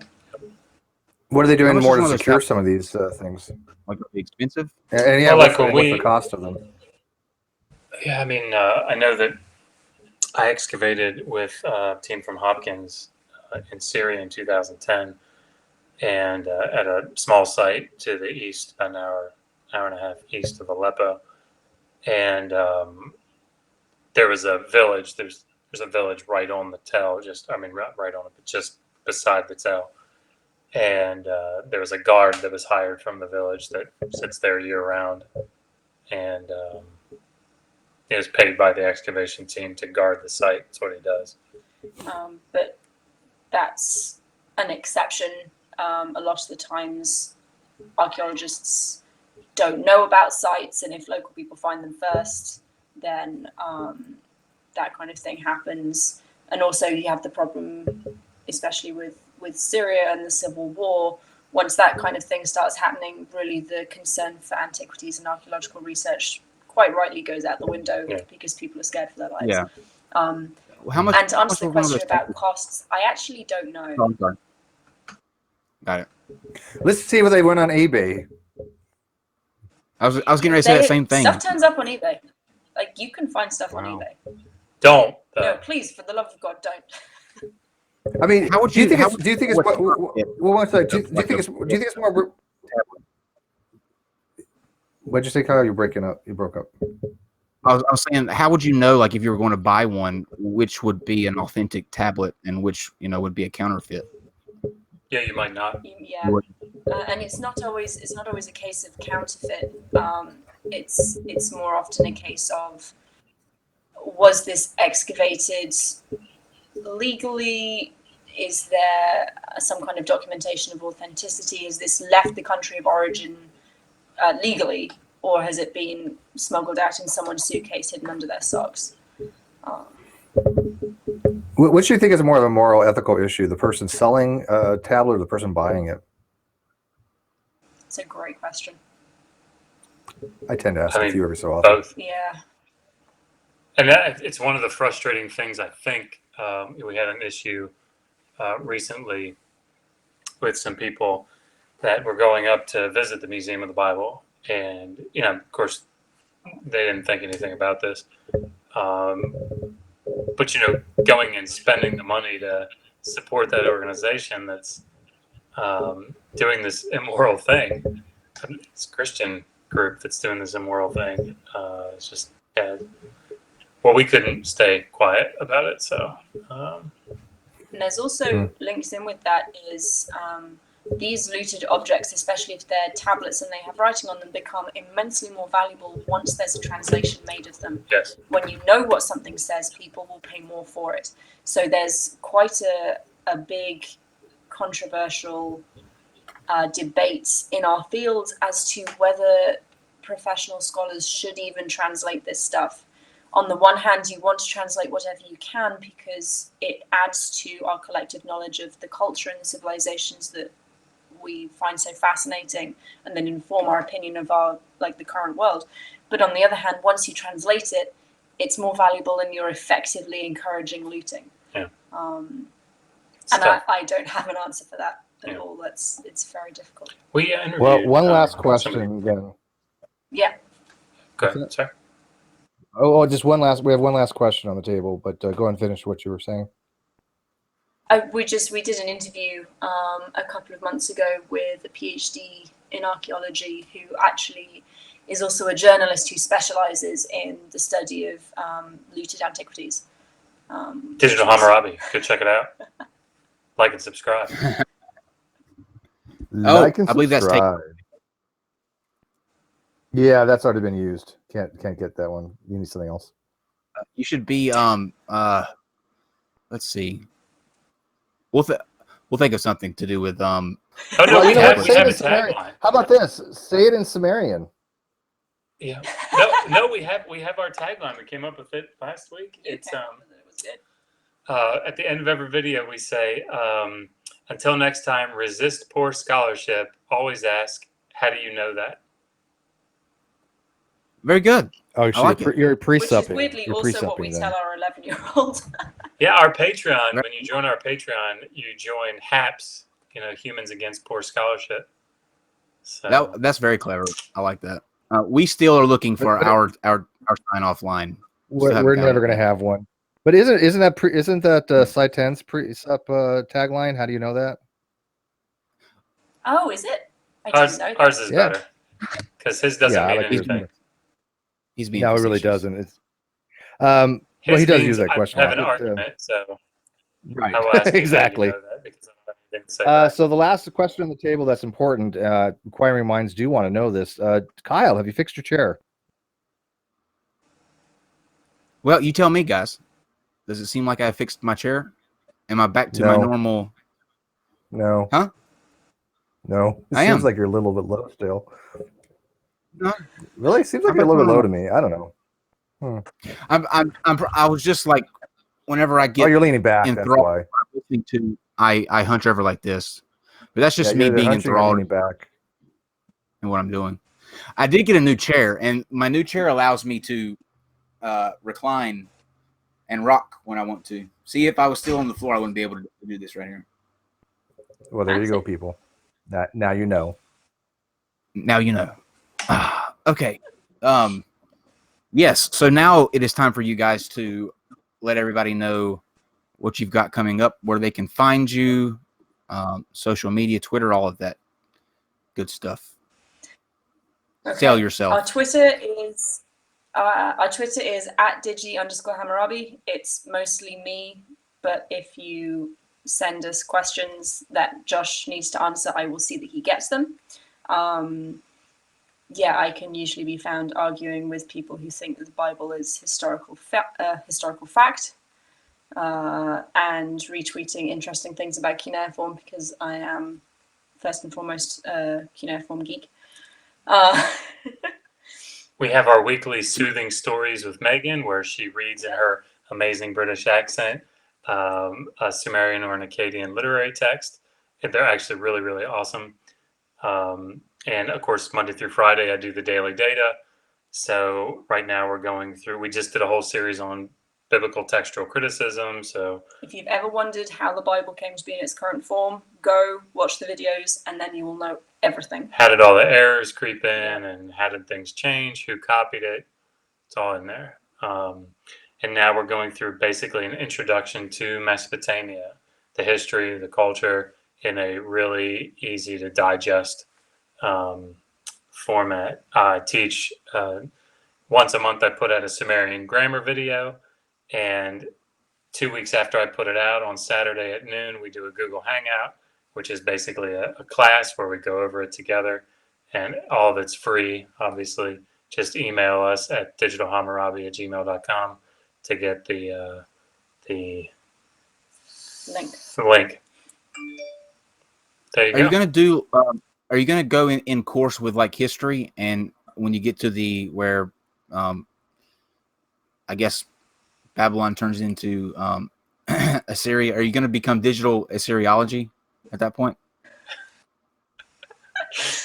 Probably not. No, it's hard to change branding like that, I think. Good call. And one last thing, tell them about your the special that you did about homosexuality in the Bible. Yes. So there was a paper that came out a couple of months ago by Dr. Idan Dershowitz, who's Harvard grad, Harvard postdoc. Postdoc. Yeah, he's a Harvard postdoc. So, The studied. guy knows what he's talking about. Yeah, studied at Hebrew University in Jerusalem, and he knows what he's talking about. And he wrote a paper on Leviticus 18, which is one of the big passages that talks about homosexuality in the Bible. And everybody goes back to it. It says, "You shall not lie with a male as you do with a female. It's an abomination." Right. Well, he argues that originally Leviticus 18 not only did not condemn homosexuality, but condoned it, and did so. Well, you can watch the video, but basically, originally the passage just had "Don't sleep with people in your family," right? Don't sleep with your mom, don't sleep with your sister, don't sleep with your aunt, and it said, "Don't sleep with your father, and don't sleep with your uncle." And by implication, when it says "Don't sleep with your sister," what that means is you can sleep with other women, Just not your sister. So when it says you can sleep with your uncle, you can Okay. sleep with other men, but just not with this your one. uncle, right? A later redactor, a later editor came back during the Persian period, he argues, which I think is pretty sound. And at that point, because see, in the ancient Near East, homosexuality was cool. It was absolutely fine, right? In fact, there are omen texts, Akkadian omen texts that say if you have sex with your male colleague, if a man has sex with his male colleague, he will have great success, right? So I mean, it's a good thing. I should So be it top of the fitted world to right the now. wider. Exactly. Yeah, you are, Kyle. And so it was very much in keeping with the wider ancient Near East. Well, during that later period, when this scribe came back to Leviticus 18, he said, "Oh my gosh, this implicitly allows for homosexuality. We have to do something about that." Well, they couldn't delete the text, right? So what they did instead was add things to it. So they added at the end of the sentence where it says, "Do not have sex with your uncle," it added, "that is to say, his wife." When it says, "Don't have sex with your mother and your father," it added, "She is your mother. Don't have sex with her."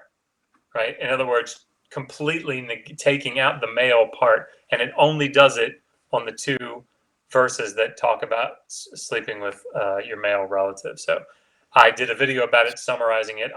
We contacted Dr. Dershowitz to ask if we could summarize it. We wanted to get him on, but The article got picked up by the New York Times, and from the sounds of things, he was inundated and said he wouldn't be doing any interviews, but that we were very welcome to do video on his article instead. so if you go to Digital Hammurabi, it's called Homosexuality in the Bible. Homosexuality in the Bible, something like You that. can't miss it. It's got a giant rainbow flag. It's really good. Yeah, but It's really good. And to your point about homosexuality being a thing back then, there's an old saying, and I guess we can leave America and the rest of the world with this little nugget. But they used to say that the Greeks invented sex, and the Romans invented it with women. It's about right. Steve, any last words before we close out and take a break? I'm just wondering what would happen if all these theists that were out there that have this narrative that homosexuality is wrong, if they actually did discover what you said was actually the case, and they had learned these things were added on later on in the early ones. You know what, homosexuality was fine. How would they think differently? I mean, what would happen in their minds? Would they change their position? Would they realize how wrong they would? Would they be apologetic? Would they spend the rest of their life trying to make amends for the harm that they've done in society? I'm curious. I'm just really kind of curious. I doubt it. You know, they really don't. No, they really don't. Matter of fact, I'll leave you with one of the tweets I just had that's getting a lot of likes right now. I basically said, that prayers for the children that were molested failed. Prayers for, ending world hunger failed. Prayers for all these different things have failed. But yet people still, I'll read it off to you. It said, prayers to stop school shootings, failed. Prayer to stop church molestations, failed. Prayers to end world hunger, failed. Prayers to stop natural disasters, failed. Prayers to find lost car keys, maybe once or twice. God really needs to get his freaking priorities straight. And so that's kind of the thing that I leave you guys with, that you look at, it's all fine and dandy to try to hope and best, pray and hope for the best. But you know what? It doesn't do shit when people don't take action. And these things like school shootings are real things. These things like child molestations are real things. Prayer's not going to solve it. Hate to tell you. So yeah, that's now that's they're my shooting rant up for the gaming day. centers. The game shooting from this past weekend, the John Madden tournament. I mean, you can't do anything Yep. nowadays without worrying about that. It's ridiculous. It was an And, electronic arts thing, for Pete's sake. Because I mean, the people that he went after beat him in the game. Like, that was his motivation. They beat him in a fucking game. I mean, this is what you get when you have groups like we named all. But I have to tell you, Steve, and ladies and gentlemen, we'll see you back here tomorrow at 8 p.m. for Saitin and Raul from Street Knowledge. But instead of red herring, Steve, I came very close to our little rant segment being called "Look It." Yeah, a good title. I gave it serious. Well, mine was a serious look at thought. segment. So Yeah, we'll see you tomorrow. Steve will be bringing the red herring tomorrow, so we'll see you then. Thank you to Digital Hammurabi, and we love you Thank guys. you. Oh, Welcome thank back. you guys for having us. Go thank you, guys. subscribe. Non sequitur. Your facts are uncoordinated.